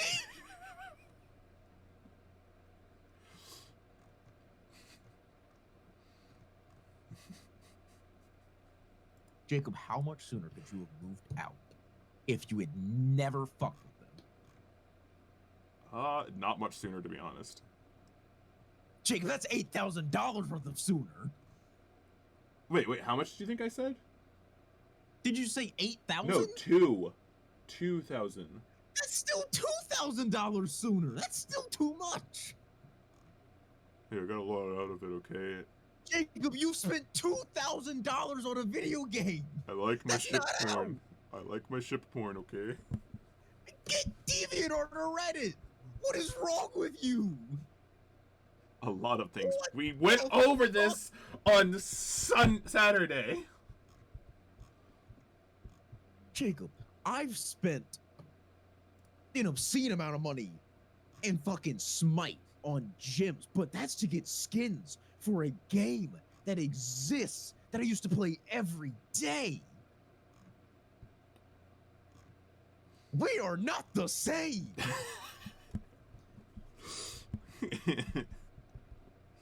Jacob. It's like I did things like buy the Banu Merchantman. It's the ship that's not even out yet. What is wrong with you? Jeez Jesus! This is an official PSA from the Bois From Ilos podcast. This is our official stance. You're not allowed to have say in this, Jacob. Me and Joe, I'm speaking for him on this matter, are overruling you. Do not spend any fucking money on Star Citizen until they have a fucking final product game to show for it. Do not keep allowing them to do this. Okay, here's my say on it. Spend your money however it makes you happy. You only live once, damn it. That is the worst take for that. I don't care how many times you fucking live. Don't do it dumb. Enjoy life in the moment, damn it. No! Don't let the man get you down. Anyway. Skyrim only cost $100 million to make, Jacob. How much did fucking Cyberpunk 2077? No, not that. Production cost $316 million to make Cyberpunk. And these fuckers are at $400 million?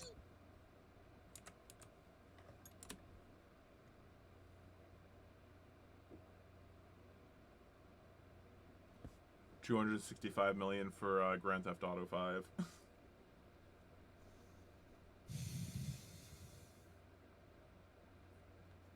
Jacob, the more research, the more this is looking terrible. Hey, at least they didn't pull a Hassan Piker, okay? Don't try and use that as a fucking excuse. He's a garbage fucking person and no one's trying to defend him. He is a piece of No, you're sadly wrong on that shit. Those aren't people, Jacob. Those are fucking drones. They're effectively kobolds, as far as I'm concerned. I think I figured out who our one viewer always is. It's a Twitch mod. Just waiting for some shit to ban us on.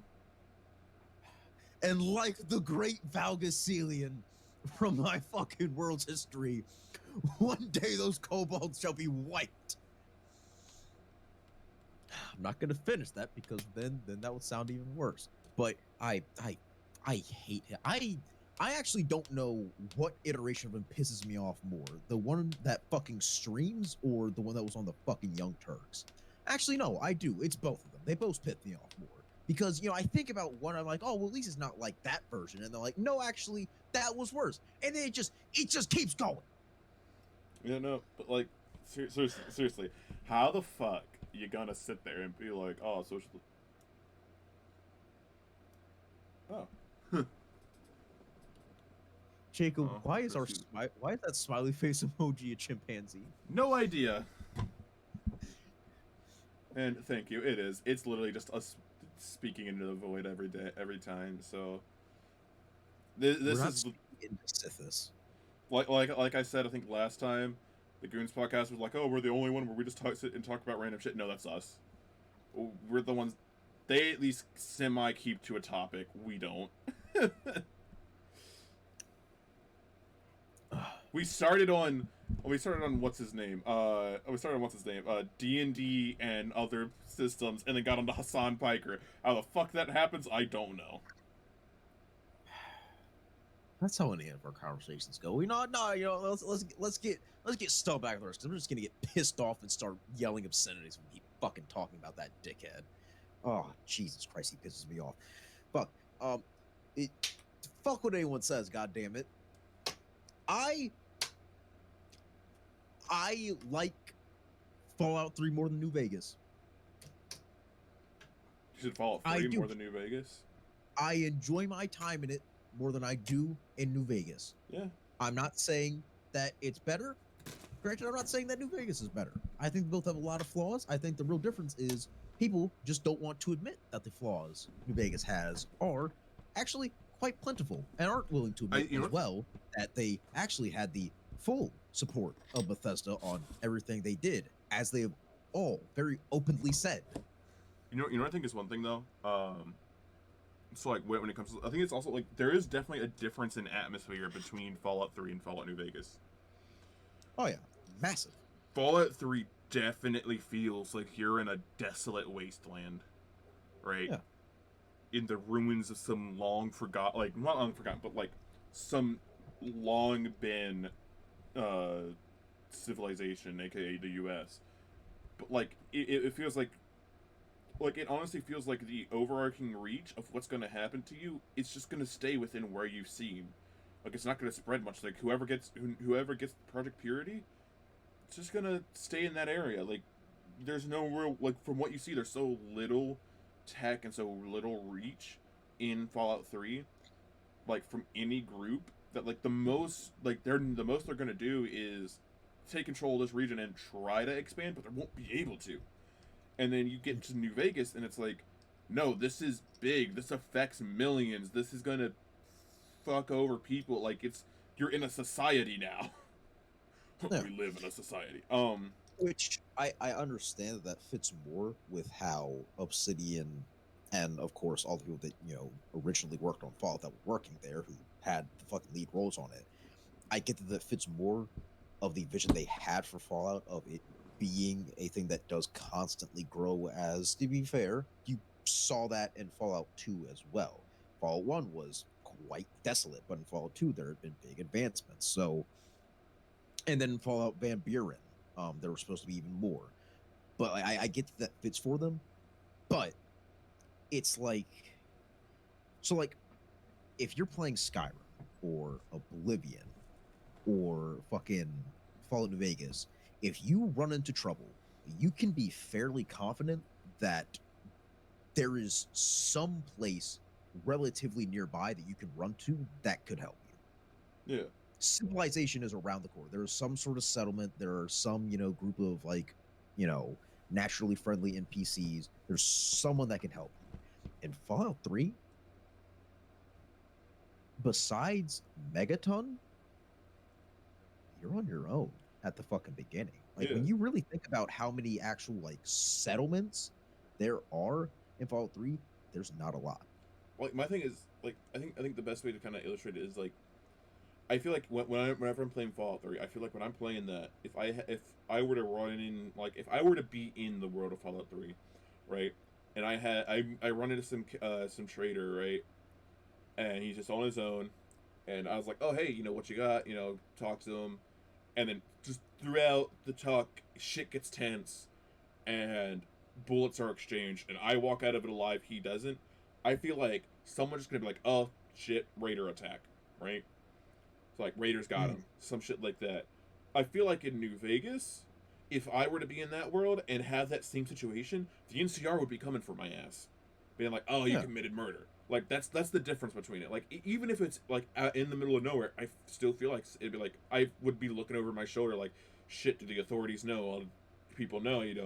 And in Fallout 2, I'd kind of be like, kind of wary about it in maybe Megaton or some of the other like one or two of the other settlements, but like everything is so isolated in Fallout 3 that you just don't get that sense of there being anybody there. Yeah. And I mean, really think about it. In New Vegas, I want you to really think to yourself about how many times you ever fought raiders. Now, granted, you just never did because those were replaced with like the gang members and the fiends and all that. Yeah. But the raider analogs that we have. Really think about how many times that you fought them. Not a lot. But now think about it in terms of where was it you were fighting them? Because they are all contained to their own very specific areas. Whereas in Fallout 3, a lot of people say, yeah, oh, New Vegas is kind of like the Wild West, apocalypse. Oh, ha ha ha, because we're in Nevada. Yeah, fuck you. Well, it's like, okay, No. I do Fallout understand 3 that. is the fucking Wild West one. This is it's free. Well, no. Wait. There's I think Fallout. I do think Fallout New Vegas is the Wild West one because one of the motifs, and two, it does kind of fit. But I think Fallout 3 is almost like a frontier. Anything can happen, and no overseeing body's gonna fucking know. Because even in the Wild West, people got arrested and shit. In the frontier, you're fucked if something happens to you. No. Because here's the thing.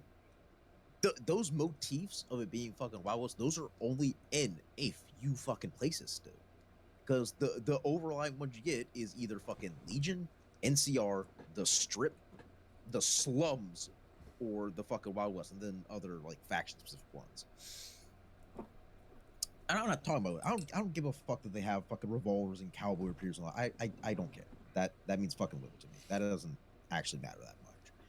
I fucking care that, if you get fucking attacked and, fall throughout in the fucking wild, you're just fucked. If you can't deal with it too goddamn bad, bitch, that bear's just gonna maul you down. I don't give a fuck. Comes over Because the fucking there's ridge. just not enough NPCs. Comes over the fucking ridge, sees just a goddamn Enclave soldier in power armor. Well, I did not need my asshole today. Time to bend over. Plus, Hi, Mr. NCR and Mr. Enclave. Did you know my name is Ben? Bend over. I feel like in New Vegas, because it is like, genuinely speaking, New Vegas is safe. Unless you go out to dangerous areas, you're very rarely going to run into something that you can't handle. Yeah. Whereas in Fallout 3, you can just be fucking walking around and, oh shit, well, there's a crippled Deathclaw. Okay, I mean, I guess that's slightly easier, but if I don't play right, he's just gonna murder me. I told you about. I prefer. I told you about how Deathclaws used to scare the shit out of me, right? Yes. You tell me about a lot of things that used to scare you, like velociraptors. Yeah. Well, that's a story for another time. But no, like Deathclaws, right? Fucking, it used to the fact that I wouldn't be rolling in it. I would see a Deathclaw and be like, oh shit. Immediately put on the Brotherhood power armor that I had on me. Pull out the heavy flamer. Go third person because I didn't want to see that ugly mug up close, and just start hosing it with fire. Also, fuck anybody who's like, oh, the flamers don't do enough damage. Fuck you. The flamer is actually one of the better things to use against Deathclaws because fucking you need DPS, really. Yeah, they're like, oh, this doesn't do enough. Overwhelming damage. I will say, Fallout 4 flamers, nah. Fallout 3 in New Vegas, that's that good shit. Well, it's, first off, please don't say that ever again on stream. That's gross. No, well, with those, it depends on if you have the right fucking skills and perks and shit. You just have to actually, build it to where it does. I think the real problem comes to the fact that a lot of people, they just don't have points in what they need for the fucking flamer to work well. Oh, yeah. But no, like what I was fucking saying, because New Vegas is so populated and there's so many fucking people. I don't get much of a sense of discovery in New Vegas. So like, really think, and I know you haven't played as much New Vegas, but like, I can't think of that many times in New Vegas where like I found something or saw something and I was like, oh wow, that's really cool, or like, oh whoa, what is that? It's usually just, oh okay, there's probably a settlement there, or whatever the fuck. I think the only time you really ever get that is when you're in the Big Empty, and that's DLC content. Yeah, no, you do get in the DLCs, but that's because the DLCs are empty. There's no one there. The Big Empty, but like even what is it? Honest Hearts, I think it is. That's the one where you meet up with the caravan. Yeah, so it's in Zion. Yeah, like even then, like you would think, oh, it's this park that only the tribals have been in. You're discovering stuff, but it's like, even then, I always felt like, oh, the tribals knew this was up here. They just never did. They just never wanted anything from it. Guess it's mine now. Well, that's the thing. The tribals, there's like a whole fucking story to all that shit with them, which is what I enjoy. But like in Honest Hearts, they did a good thing of like saying like, okay, there's some small little bits of intrigue around here, mainly with the survivor, also known as the father, which I think is honestly one of Honest Heart's like crowning achievements, was crafting that fucking tale. I think they did a great job with it.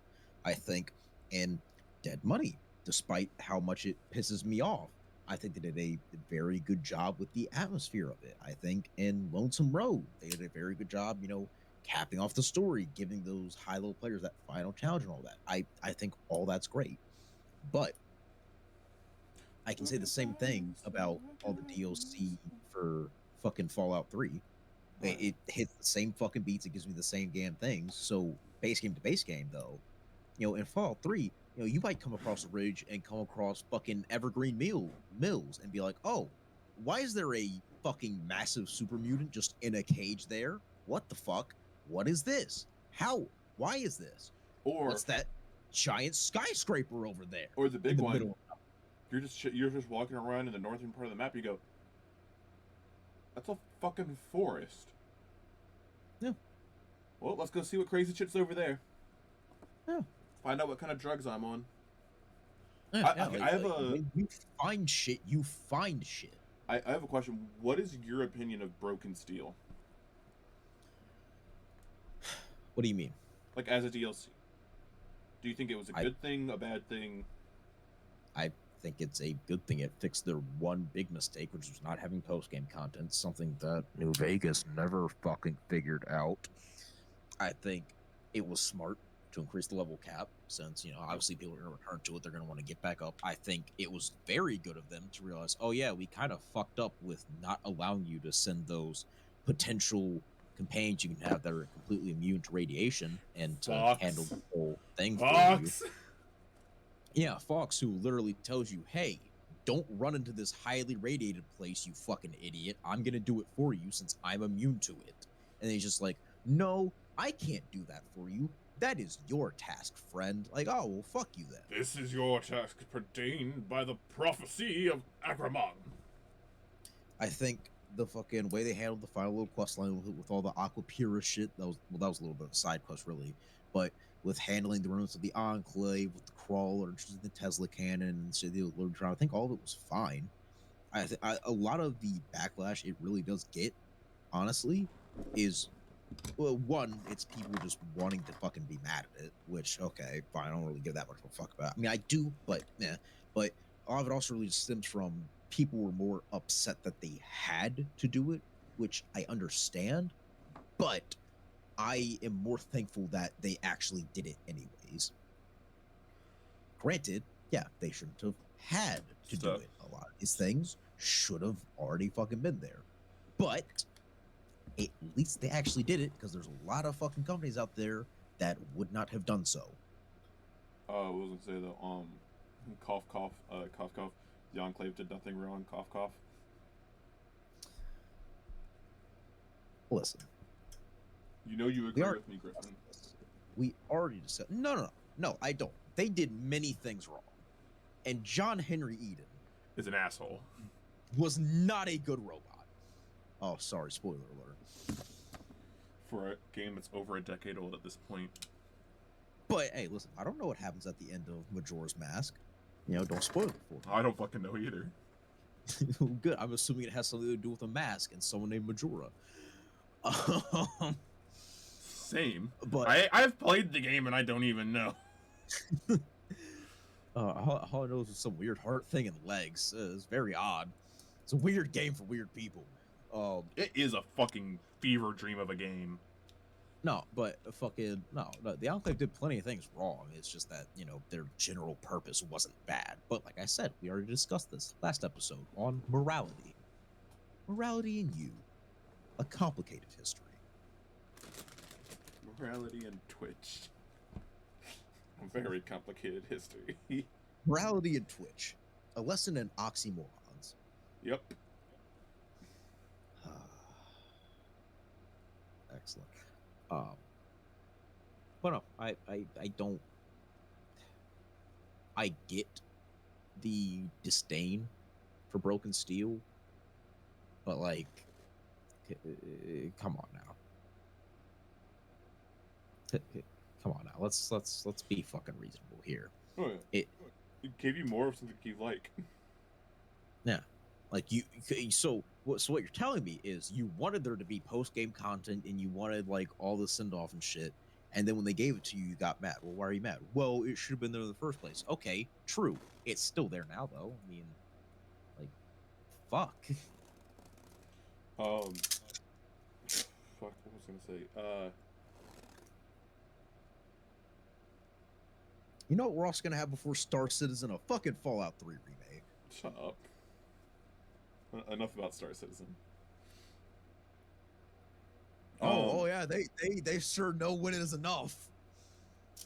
400 million. Jesus fuck. Anywho. God damn. Fuck, I was gonna say something. Oh yeah, I remember I was talking to Joe about it, about New Vegas not having post game, right? And he was like, "Oh well, it makes sense." I'm like, "No, it doesn't." He's like, "Well, it irrevocably changes the power vacuum." I'm like, "Then you know what you do? You know what you do? You fucking make it so hey, they have control of the Hoover Dam, but they haven't gotten past it yet." They still have, because that's not how war works. You don't take the Hoover Dam and then have all of the Mojave. Well, now here's the real fucking thing. Okay. Yes, you know what? After all the slides, it mentions to you all the changes and how all those things went. That's cool. Doesn't happen immediately. None of that shit happened immediately. No, not even that. Not even that. I don't give a fuck what the slides say. You know what you can do, since it's a video game and you can make it however you please, and this is not a technical limitation.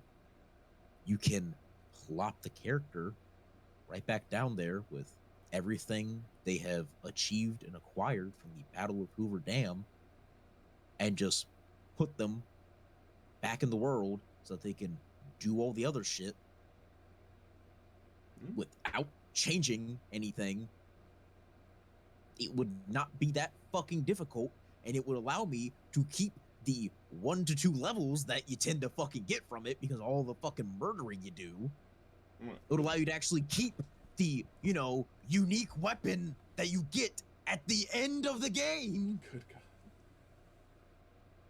That's why, I do kind of like how Cyberpunk 2077 handled it, because there's not technically a post game, because it puts you right before you start the final mission. But when you do that, it gives you a bunch of weapons and stuff as a reward, as well as the stuff you picked up during that mission. That's all they would have to do. Yeah. And then it keeps the final mission as an available, so that you can go back, do other side content, and then come back and do the final again.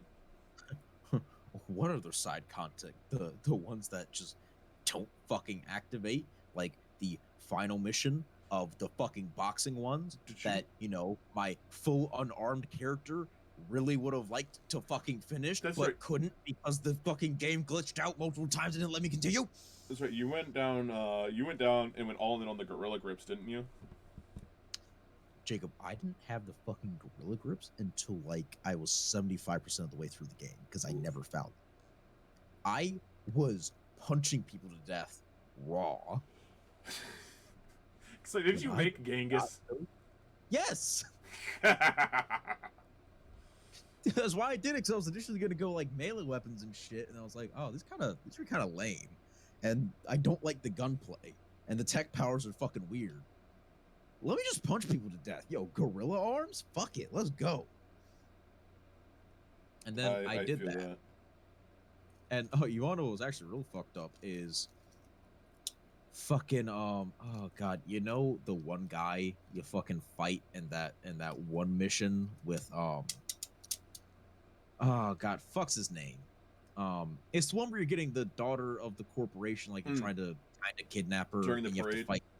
Yeah, you're trying to fight that one, assassin bodyguard guy. Yeah. But you're told, wait, no, don't kill him. Mm-hmm. So I had the gorilla grips at that point. I had my gorilla arms. And the problem is when I heard that, I was like, oh, okay, this will be easy. So I just fucking punched him 5 times and it killed him. And I was like, oh. Yeah, I managed to pick up a because there's that, and there's all the missions, the ones where you have to go around and get the cyber psychos, those ones where they're they prefer what? Yeah, where they prefer if you keep them alive. I got a non-lethal mod that makes it so instead of killing them, it just knocks out all the enemies I shoot, so I can literally point blank someone with a shotgun to the face and it knocks them out. Yeah, And then I can go back and kill them if I want to.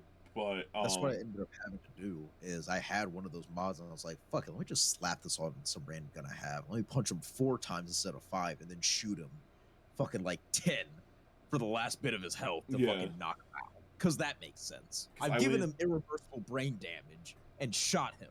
He's one. alive. The one I have wasn't a weapon mod. It was a body. It was a freaking. It was cyberware. The one I got. So it didn't matter what I had. And I had it put on. I ended up mainlining mantis blades. Because why the fuck not? They're goddamn swords that come out of your arm. You want to know why not? Because gorilla arms are better. Because gorilla grips. I got to the point where I found gorilla grips that worked better than the mantis blades I had. I'm sorry. There's nothing better than just fucking punching people to death. Oh yeah. I mean, that was the only fun I had in that fucking game. It was punching people to death just because it was janky and really overpowered.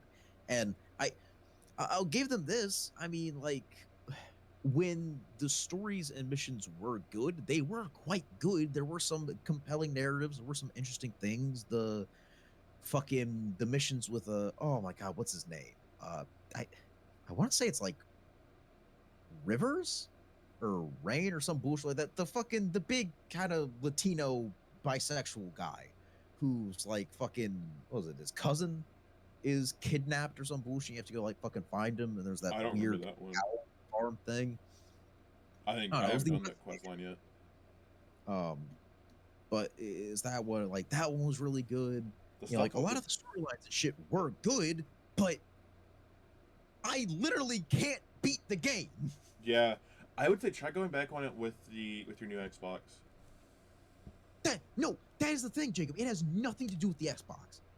It's nothing to do with that. It is genuinely just a case of the sequence to do it glitched the fuck out and just never loaded. And maybe with all the updates and shit that they have released and shit, it would fucking work. But I'm not gonna do it for them. I'm not going to. They would have to actually release like a bunch of DLC as well for me to even consider fucking doing it. Because I've gone back and I've done one choice for each different ending. And some of them, like, honestly, they always end up bumming me out for like an entire day. Because, like we said, like you said, the character work in this, great, fucking phenomenal. Some of it. Oh, let's see, the character work that hits, like it's either knocks it out of the park or it's serviceable. That's the two extremes. Like there's none that's outright. There's one other extreme, and I know you're not going to agree with me on it because I know most people don't agree with me on it. I fucking hate Johnny Silverhand. You do? I despise him. I mean, okay. I mean, I think that's just more of a personality into who people enjoy and stuff. I like Johnny. It's that and the fact that the game just lied to you. What do you mean? Because you cannot look at any of the trailers and tell me that what they did with it was in any way what they advertised. The way they kind of like they sort of kind of in I can only remember one trailer really where they really kind of hinted at it, and that was about the only one because all the rest of them don't really tell you what's gonna like make it look like one thing and then it gets you to another, which from one point of view I kind of like, because I kind of hate when trailers give away the main gimmick or a big plot point of the story. That's one of the reasons why a lot of times I wouldn't like. I used to watch a lot of anime, I would skip the credits. Not the credits. I would skip the opening because lots of times the opening had characters that hadn't shown up yet, and I'm like, well, who the fuck is this? And then I would want to look up who it is. So I hate that shit. So I didn't mind it too much. Modern movie trailers do it all the fucking time too. Like, fucking like the latest one that released, like that new fucking Batman movie. It showed the entire goddamn movie. Pretty much, yeah. Like, which there's no reason to watch it. Rule of thumb for anyone who is listening at home and who sees this, if the trailer for a movie seems like it's really like it's either like it's okay, let's for like a comedy, it is chock full of jokes, and they're fairly spread out. It seems like in the narrative of the show of the movie. It's probably because those are like there's about 4 or 5 of them. It's because those are probably the only 4 or 5 that were even slightly funny. In for action movies, if it kind of quick cuts through most of the what seems like most of the movie, it's probably not going to be the greatest movie because it just showed its hand and showed you all the good shit that it has to offer. No. To get you to sit and wade through the shit to get to that little bit of corn in it. No. And that's to get why to that caviar at the bottom. That's why I don't like watching fucking trailers and shit. It just annoys me. But no, like with them, it was partially the fact that they effectively lied because like it's not even that they didn't hint to it. It's that genuinely speaking, with how they advertised, with what they were showing, the impression that everyone fucking got was that it was going to be like an NPC in the game that you would interact with, that you would like do fucking missions with and do missions for and shit. That's genuinely how it was advertised, and then it wasn't. And then fucking not only is it not that, now he's fucking, oh, spoiler alert again, I don't really give a fuck because Cyberpunk pisses me off so much. Fucking then he just mind jacks your fucking brain because of a weird fucking contrived plot thing that, to be honest with you, even with all their techno babble, never really made any fucking sense. And he's slowly taking over your personality. Oh, can you do anything to help it?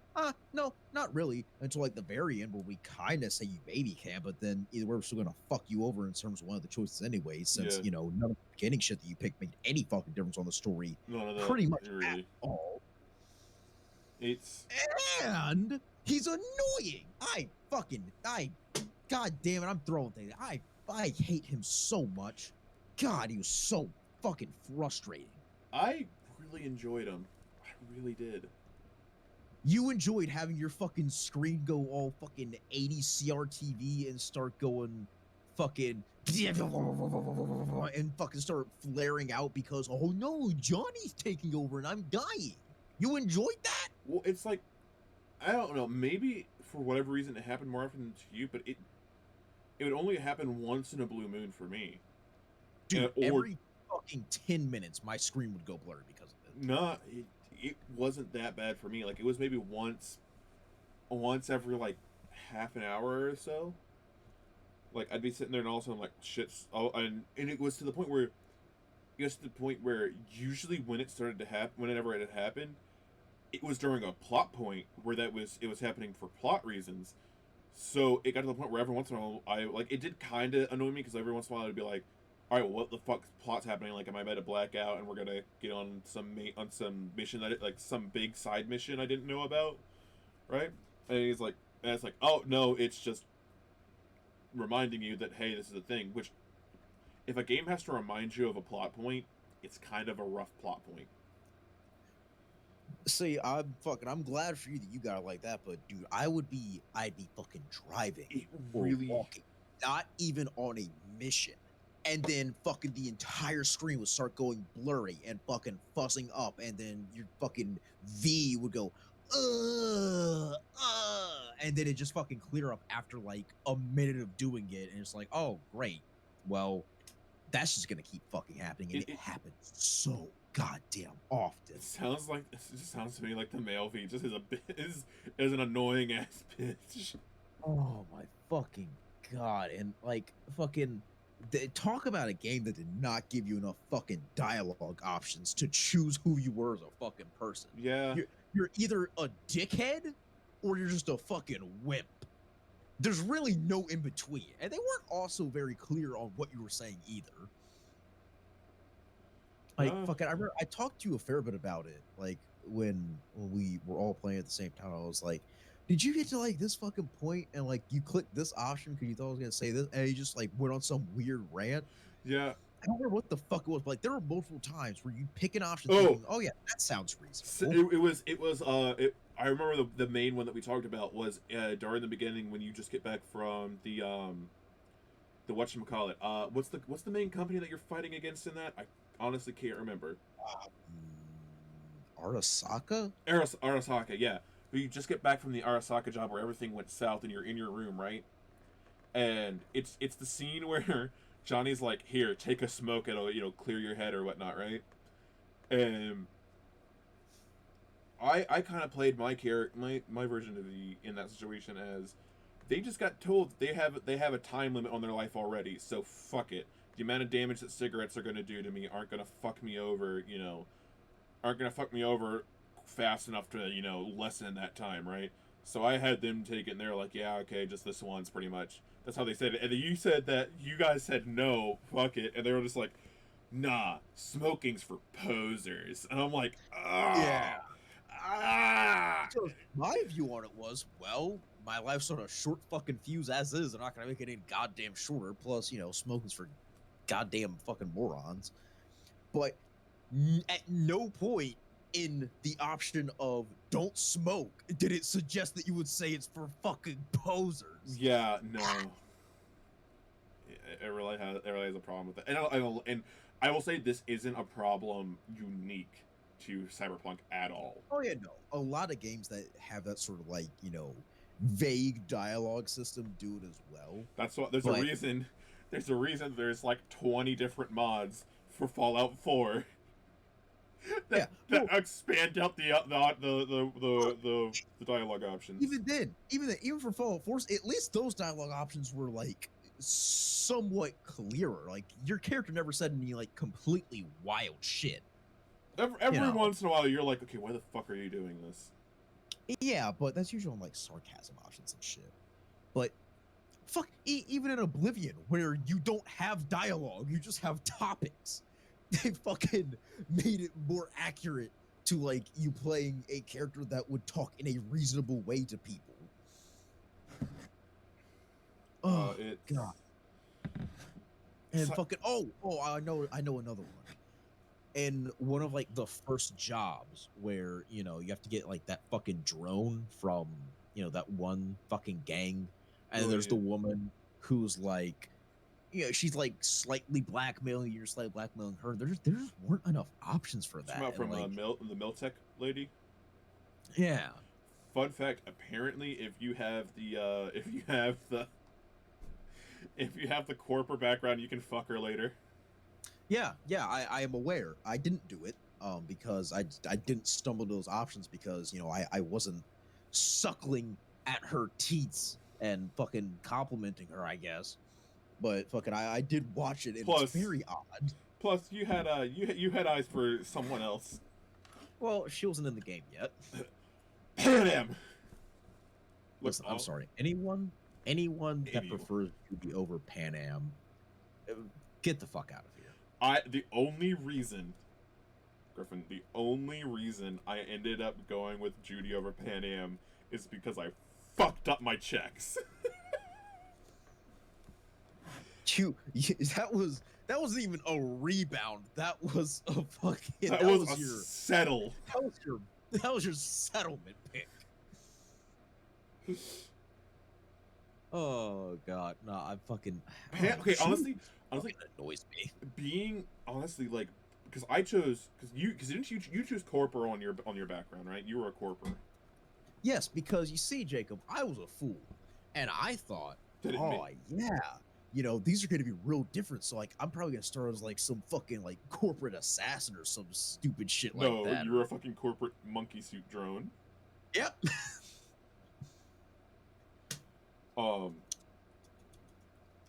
I haven't done the Ganger one, but I chose Nomad for the one playthrough I've done so far, and I'm gonna do another with each just to see what options I can pick out and find, because I really did actually enjoy the game and I had a lot of fun with it. But Nomad options with going through the stuff with Pan Am and all them, because they're nomads as well, opens up so many dialogue options that pop up that I was like, my background's coming into play? What the hell? And yet it was the corporate man with the arms of a gorilla that managed to steal her heart. Yeah. It was, yeah. Genghis Schlong rules again, you fool. Get cucked. I will say though, okay, how much are you okay with ending spoilers? I already know what fucking occurs in it. Because I Okay. did look it up, because I was like, okay, well, fuck, what does happen, since I'll never be able to fucking experience So it. you know most of them are fucking downers. Oh, yeah, there's no happy ending. There's only one that's kinda sorta happy, and it's the Nomad ending. I, I think, genuinely, I think a problem that they really did run into was, I think there came a certain point as they were making it where honestly, I think they got a little bit too confident. And I think they started trying to write their own story and their own narrative that they wanted throughout the game a bit too much, Yeah. to the point to where your character, you're not playing your character, you're playing V. The Yeah. only thing you really control is a few dialogue options, And the way where they they look. start from, and how they look. Um which it's which can be okay and can't at the same time. But it's also I also like one of those things where I think they did have a moment though where they were like, fuck, there's no satisfying endings to this game. Oh shit, people are gonna hate us for it. I mean, as they fucking should. Like, I don't think every ending or every game needs to have like a happy ending, but you gotta get something that's at least not as shitty. Like, the idea that there's no way to fucking keep your character, like, properly alive, not fucking taken over, and with love alive and all that. Like, I think what they very easily could have done is they could have put in things to make it difficult to achieve. But Yeah. if you get like the right set of things, like maybe you've done like a lot of the side content that maybe pertained to helping what was going on with you, or maybe like, oh, you completed this thing in this certain amount of fucking time or some bullshit like that, and you get better outcome for it. But they're just like, yeah, no, you can either just fucking eat shit and die, or you can fuck pussy and die. It's really either or. It did. Okay. So one of the endings I did was, and again, spoiler alert. If you have any interest in the story, mute us now. But um, I did though. I did. So I've done the one where you raid, you go. I've sided with Hanukkah. I've and I did that one, and then I ended it off with I don't I think I was just in a weird state of mind, and I was like, because like now if I went back and played the ending, I would choose the ending of just going back to Earth and living out the remainder of the time I have left. But I chose the whole save your consciousness, and when we have the way to bring you back, we'll bring you back kind of thing. Because I was in a certain state of mind, and like I said, now I would go back and be like, nah, fuck it, I'm going back to Earth. I'll find my own way. Go Sugma. Um, the second one I did was I let Johnny take over, right? Go get was it Rogue? Was her name? Yeah. Her, and get a gang together, and then go in and redo a raid on Arasaka, um, which I did. But then at the end, I fucked up, and I didn't understand what the choices were. Um, because when it came to how everything played out, it was at a situation and at a point in the story where my V and Johnny were both equally likely, like had both said equally so that they would give the other the body. Like it was up to me as a player, not up to one of them. Like they were both at the point where like V was like, hey, look, if I can't stay in this, go ahead. You deserve it. You deserve a second chance. You got fucked out of your life. And Johnny was like, no, I'm a shithead. You need this. You deserve to have whatever time you have, right? Um, and then it was a situation of we got told, hey, you only have this X amount by alt, and then I'm like, okay, and like I'm like, all right, V, you survive. You deserve it. You've been through a lot of shit.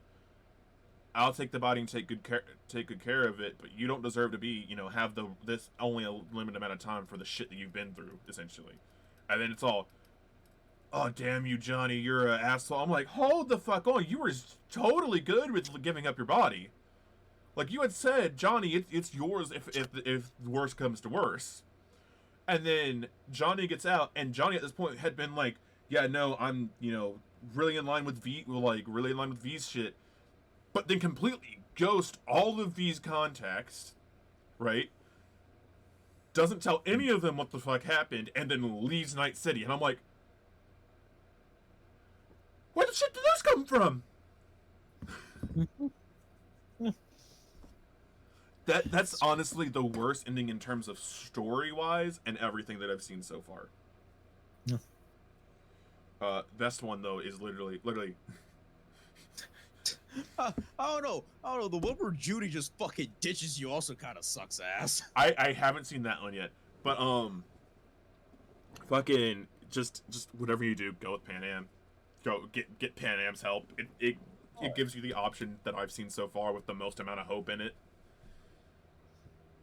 That's just because, Pan Am's just great. That, and also, you get to use the tank again, so yeah. Yeah. Plus, I'll say, Pan Am is actually, she's not a new type of character whatsoever. Oh, that no. That type of character, that character arc and all that has been done so many times before. But I will genuinely give them this. That is one of the few times where they did it with a character where I did not mind it. And it was not just because she was thick. It was not just because of that. That helped. To be honest, it helped. The midriff helped even more. Not gonna lie. Fucking whatever that whole one-piece bodysuit thing helped even more. I ain't complaining. But to be fair, they made her realistic enough in a sense that it's like, okay, I can understand these reactions. And she doesn't always fucking blow up on you for, actually trying to help and offer advice and shit like that. And she ends up, coming around to it and realizing, yeah, okay, yeah, I am being a bit of a shithead. Okay, but, so that reminds me, fucking Saul, right? Saul, I think his name is. I fucking can't remember. The fucking dude who ends up who's the leader of the, I think his name is Saul. Anyways, yeah, fucking, we all know who we're talking about. But like, he was an okay. 1 second. Oh fuck. Oh no, buffering. Yeah, it's buffering on my end. Okay, there we go. We're back. Oh no. There it is. There it is. So the Jason Momoa insert. Essentially, he, like, you don't get much characterization of him, which I think was a weak point for that whole storyline. But it's also one of those things of some shit that pops up about him during the Nomad ending is out of fucking nowhere. Because one of the things is everybody's like, oh, well, we think that Saul just wants to do this so he can get a whole bunch of tech and win over the tribe. I'm like, he already leads you. What the fuck do you mean he has to win you over? Yeah, the fuck? They're like, oh, well, he's vying for power against Pan Am, and who's also technically a leader. And I'm like, no, we already covered this during her quest line. No.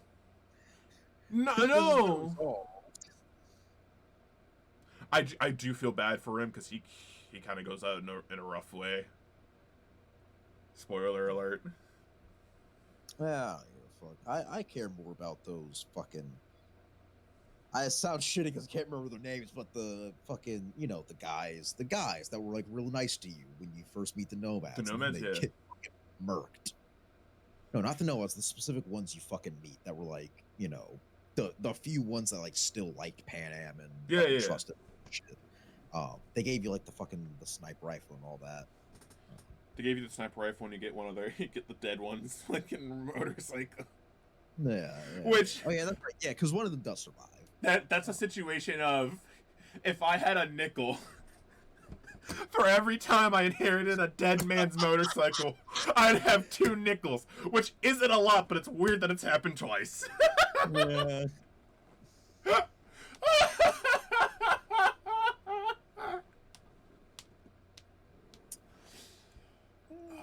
Shit, I'd have 3.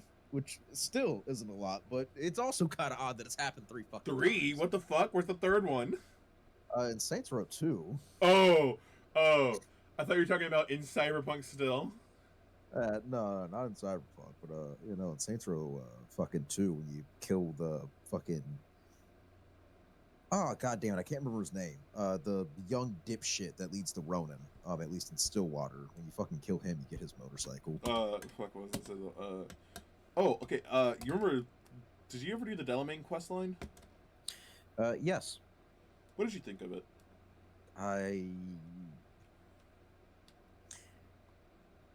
I it's one of those cases where, again, I get what they were going for. I just don't think they handled it well.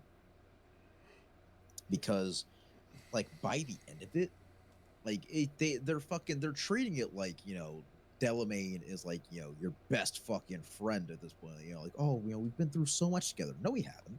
He's literally an And AI who just rendered services. yeah. Like, I get what the story is behind it. I get all that, but like, I don't care about him to that degree. Plus, he's one of the reasons, or was one of the main inciting factors for one of the most common glitches I had, which was multiple calls happening at the same goddamn time, which pissed me off to no end. So I didn't really care. I don't remember I really thing I fucking picked. lucked out, I guess, when I played. And I mean, hey, that happens. And I mean, I guess it was bound to happen because most games I play, I don't get a lot of bugs and glitches and shit. But Just this this one, one that you were really excited for. well, I wasn't even that excited. I was just kind of hopeful. So I was like, okay, all the stuff I'm seeing looks good. Let me Yeah. give it a shot. Because I was already out and about when I fucking bought it. I was like, okay, fuck it, why not? And then it just, my God. The bugs.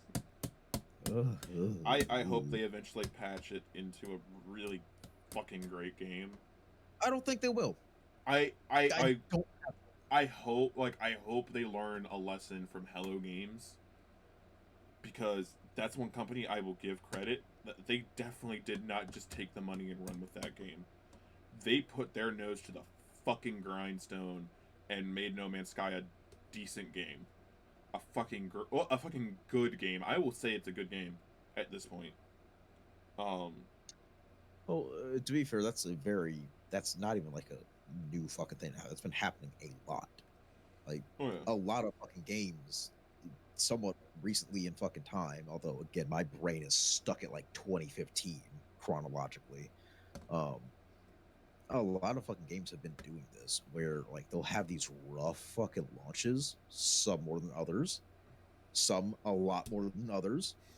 Um, but they'll keep at it, and they'll keep the small fan base they have, and they'll keep pumping fucking money into it, and they'll keep working on it, and they'll get it into something very good, Right. like Rainbow Six Siege was when it had a terrible fucking launch. Well, Well, see, not really a terrible launch, a kind of shit launch, and then terrible post launch, and then fucking resurgence. my Like thing is Permanent is Exile, which had a terrible fucking launch, or like fucking Elder Scrolls Online, which had a awful fucking launch. well, this is like, I'm a little bit more critical when like a AAA studio does it than when, like, because like usually they'll be like, oh, because like lots of times if it's like a big name release, they'll be like, oh, well, there's this reason and the other, right? And here's our defense and yada yada yada. Hello Games just literally said, don't fucking worry about it. We're gonna get it. They didn't even say anything.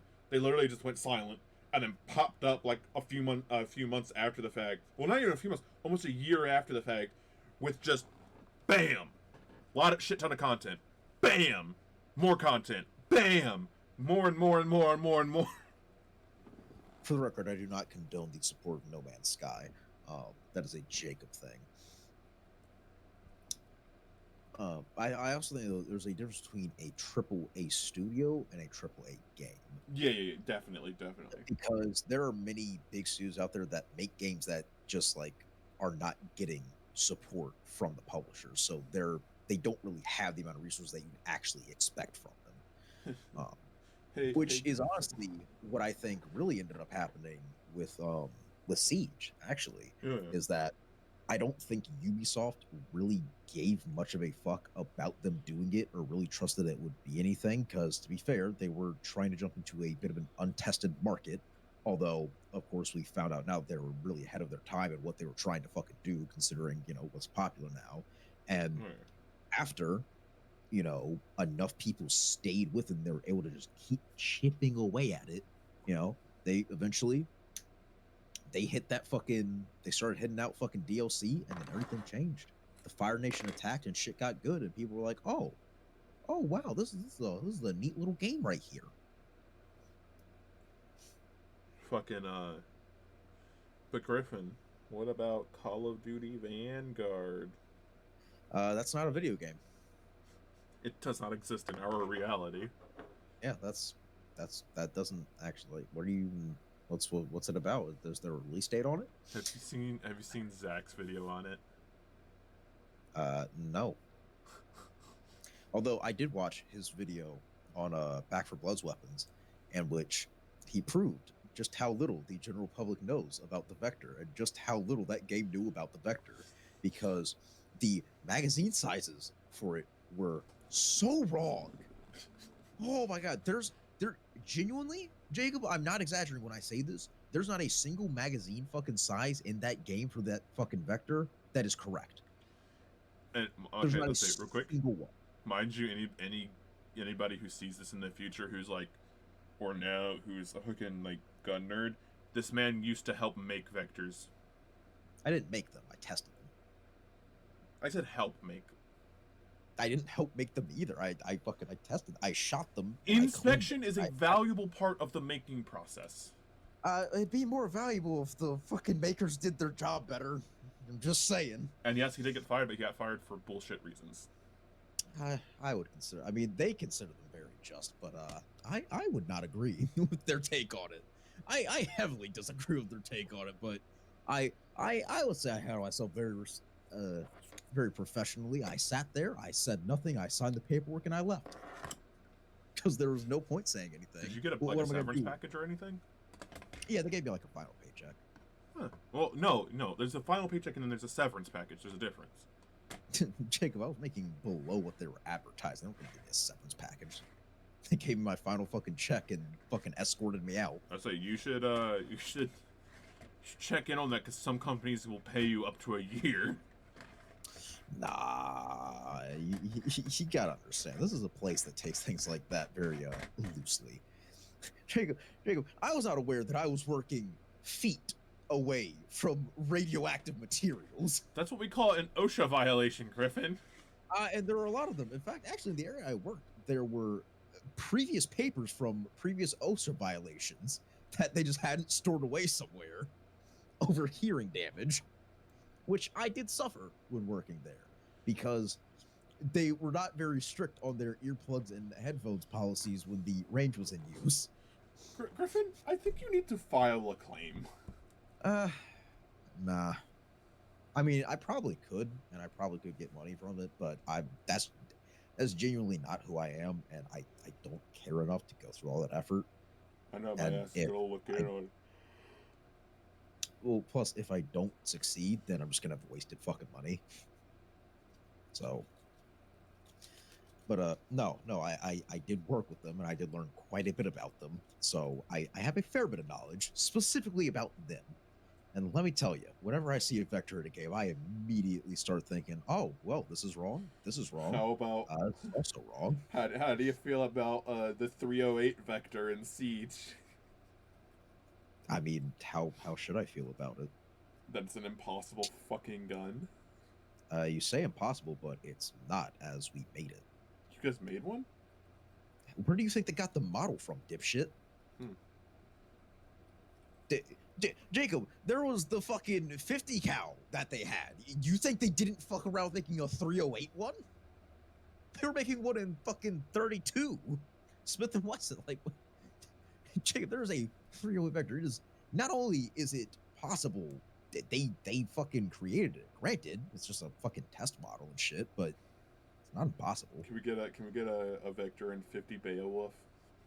I mean, yeah, theoretically. I mean, Jacob, you're talking about the company whose fucking initial design of their weapon fired so fast that it melted the barrel. Like, do you think they're not going to manage to fucking do that if they wanted to? As much shit as I will give them, god damn it, When they put their mind to something, they can get shit done. But they don't usually put their mind to something. The problem is they have to put their mind to it correctly. Were you stuttering or cutting out there? Don't know. Okay then. Oh, we'll just ignore that then. Okay. But no. So like when I see it like that, especially when I see like modern ones that keep using the fucking Gen 1 vector model, which is not what is used. We purely produce Gen 2s now and all that, and fucking they just don't get it right. And I get it. You know, vectors in theory, like putting them in a video game would make them putting them in a video game accurately would make them fucking busted because of how video game mechanics work.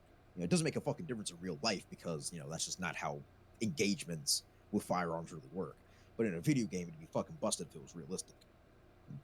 But like, they could still get a lot of like the basic things right, like how it has a select fire switch and a safety, and not just one of them. Yeah, I even know that because that's how it is on the airsoft models. Yeah. Well, mind you, the airsoft guns are made very accurately. Oh yeah, I will say this: airsoft guns nowadays are fucking damn close to the real things. When it view wise, ATF, you cannot make an airsoft gun into a real firearm. Stop that. No, not even the ENL ones that are made from actual AKs. They're milled out and too thin on the receiver. I digress. Okay, you can't make an effective one, is what you're saying. You can make a single shot IED piss. It's the same as making one out of shitty 3D printing material. It's going to blow up in your hands. What are you talking about, Jacob? Kids can just 3D print guns now. Anyways. Oh god. But I was gonna say so I was playing Necromunda Hired Gun last night, right? And have you looked at that game at all? Yes, I'm not interested in it. Okay. But have you seen like the weapons in it and such? Yes, I'm not interested in them. Yeah, because like later I was playing it last night and I realized I was like, you literally have Space AK, Space M4. Yeah, no, it's crazy. The hand cannon, the generic hand cannon from Destiny. When you work around guns all day, actually, first off, that's a Matabe Unica ripoff, you scrublord. No, it's for the top cylinder. I never said it was a good ripoff. I don't think it looks like the Unica, though. It's big and bulky. It's the Unica. No, it is not. God damn it, Griffin. Shut up. Fine, it's the pig or jackhammer. Shut up! No, that's the combat shotgun.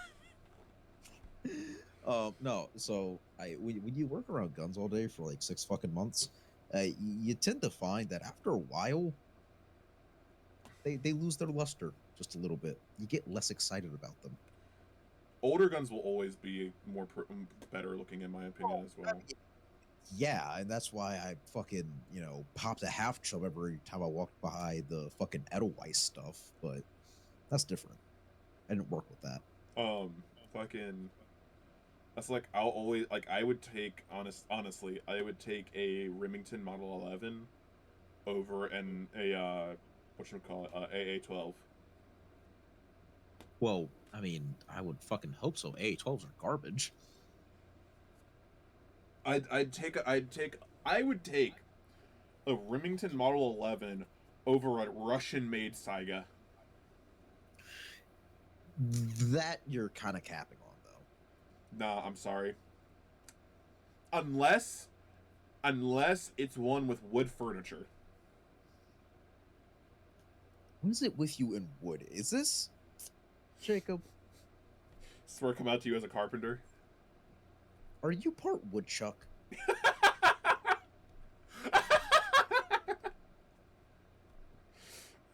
Maybe. Why did you run away from your fucking mic when you laughed at that? I didn't. It just got higher and quieter. I know. Doug, when you fucking laughed, you fucking distanced.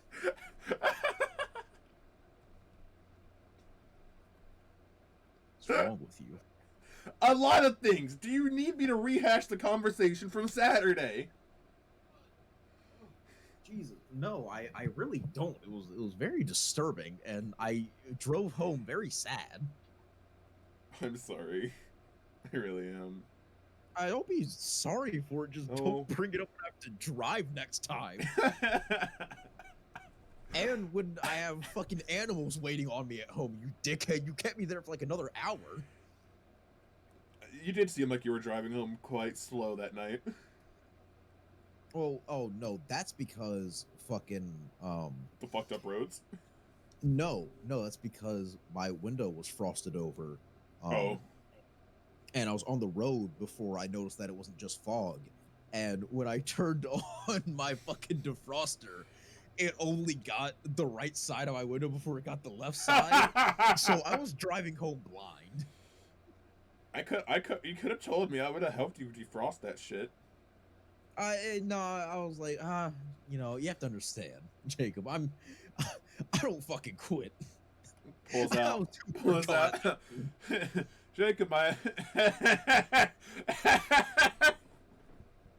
Jacob, my window's frozen over. Alright, be right there. Comes with a bottle of antifreeze, starts splashing it over your windshield.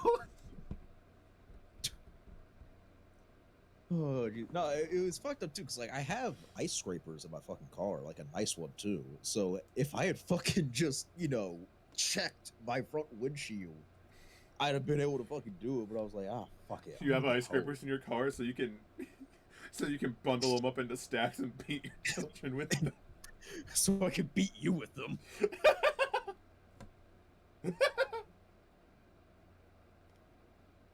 Could you not laugh like that? No, I could not. There are children in this audience. Maybe. You ever like be online talking to somebody and you're like, oh yeah, that's an adult, and then they're like, oh yeah, no, I'm still underage, and you're just like, how? No, Jacob, because I'm not on Discord that much. I'm not a Discord moderator in any way, shape, or form, everybody. No one gives me that kind of power. They all know better. Clearly they don't. But no, I was playing War Thunder with somebody last night, and he's actually a mod in the server I was in. And I said something, he's like, no, I can't, I'm a minor. And I was like, what? You have more bass and a deeper voice than me, how the hell? Oh, wait. Jacob. What? Is your girlfriend? No. Jacob. Okay. I'm gonna trust you on this one. But if I find out you're lying... Oh, they did send me a picture, though. Oh. I'll send it to you. Do I want to see this, It is Jacob? nothing messed up, it is just what they look like. Oh, okay. I'll send it to you. I think they'll be okay with it. Risk, if you see this, let me know. I won't. The fuck am I gonna do? Make fun of them behind their back? Well, it's a thing of trust, and you know, if I was feeling some kind of way and didn't want people to, you know, was really, you know, nervous about showing my face to people, and someone started plastering my face over places. Hold on now, Jacob. Did you send them a picture? Yes, they know what I look like. Well, you know what? That's very sweet to know. Yep. We now know what each other looks like.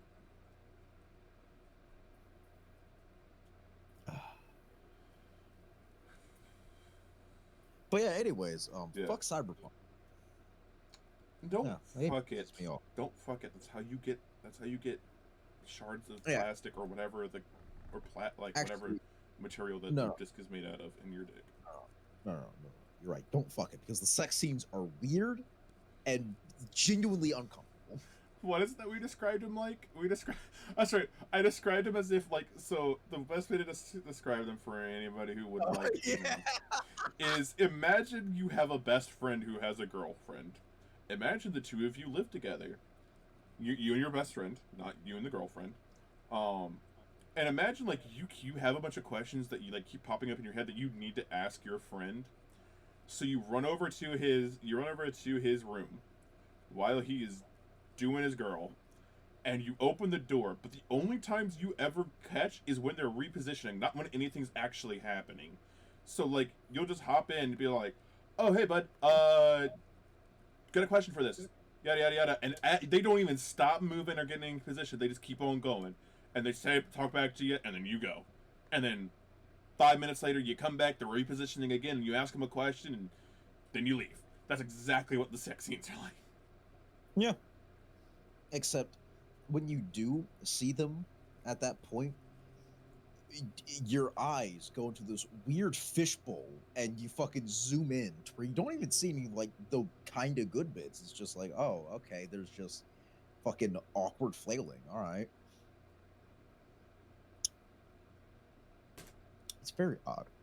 It's very odd. Also, can I just say, did you do the little quest line with that one politician? Which one you have to remind me of, like a name or something? I don't remember his name, but it's a husband and a wife, and like he had to shoot someone, and like they're like, hey, something weird's going on. Did you do that one? Nope, I don't remember. Okay. Well, would you like me to explain what happened? Sure. So spoiler here for that mission. Basically, you contact them. They're like, "Hey, so I shot a guy. I want you to investigate it because, like, I trust you because of some fucking reason. I can't remember how you met up. Um, I think it's one of those ones where it's like was like a 6 month. There's that 6 month period, right? Or something like 1 month or 6 months, whatever it is. no, I think it was a little bit more direct. I can't fucking remember. Not important though. Anyways, fucking, you end up meeting up with them. You do your investigation. Basically, what you find out is their lives have been like they're being monitored and slightly controlled and like memory fucked with by some fucking secret group. And you do only like a few missions where like you find out about them, you like try and track them down and everything, and there's no payoff. Mm. There's absolutely no payoff. There's no final mission. Literally, the quest line ends with the fucking guy basically asking like, "Hey, do you think I should pursue this or let it go?" And then you pick either option, and he gets pissed off at you either way, and then nothing ever happens from it. You never find out like the full story. There's no more to it. So okay, question: did you go through all of Judy's quest? Yes. Okay, so like the part where you storm the the like fucking essentially the Yakuza guys fucking place. Yeah. What option did you go with for that? I do not remember. You have to keep in mind this was About about a ago. year ago now. Yeah, because I remember the one I went with because it wasn't a whole year ago. It was like maybe half a year at this point. Um, fucking, I think I ended up just fucking murking everybody in that room. But I learned apparently you can do some fucked up shit to them. Yeah, I probably ended up just killing them fucking too. Yeah, because I remember doing that, and then the one bitch who's like, you get to help you is like, now do you know what problems we're gonna deal with? I'm like, oh no, that's your problem now, sweetie. I'm just the muscle. Yeah. Fucking I didn't like Judy. I mean, she wasn't a terrible character, but like, You got to be able to jive with her personality to get with her, really. yeah, which I don't. And it was weird because it was like because my character was in no way trying to romance her or anything like that. He was genuinely just trying to be a good friend who was helping her out, even though he has no reason to even be her friend because he didn't really even know her all that well or anything. But they kind of just said, "Yeah, her." Eh.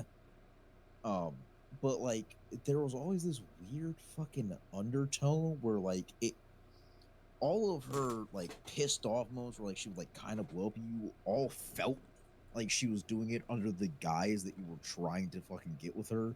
And I really wish there was just an option for your character to be like, listen, your ass isn't big enough, okay? I'm into this nomad chick.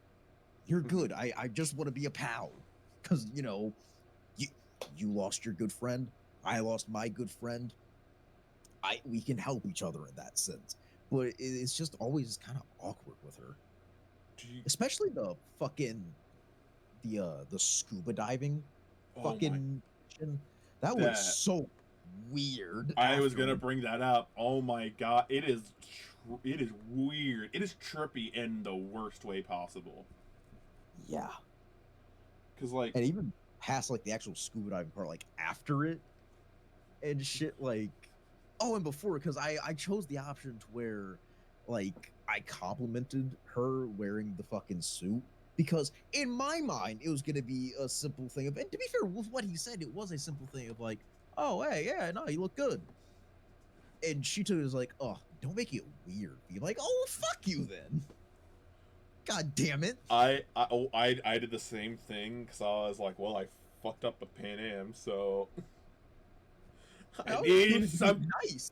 V needs love, damn it. And I was it. You know what I honestly think it is. Hmm.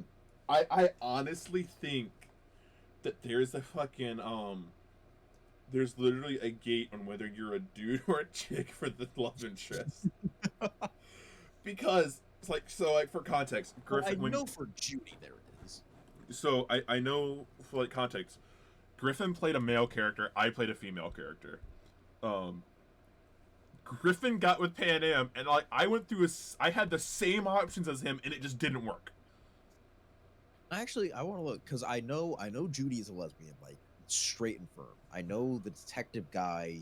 I'm pretty sure he can go through his. I don't know if Pan Am was gender locked Detective though. guy, what detective guy?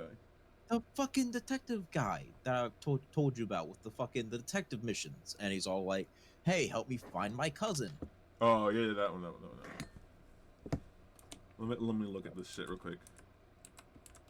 I'm looking up right now. I am too. As I need to know. Pan Am romance guy.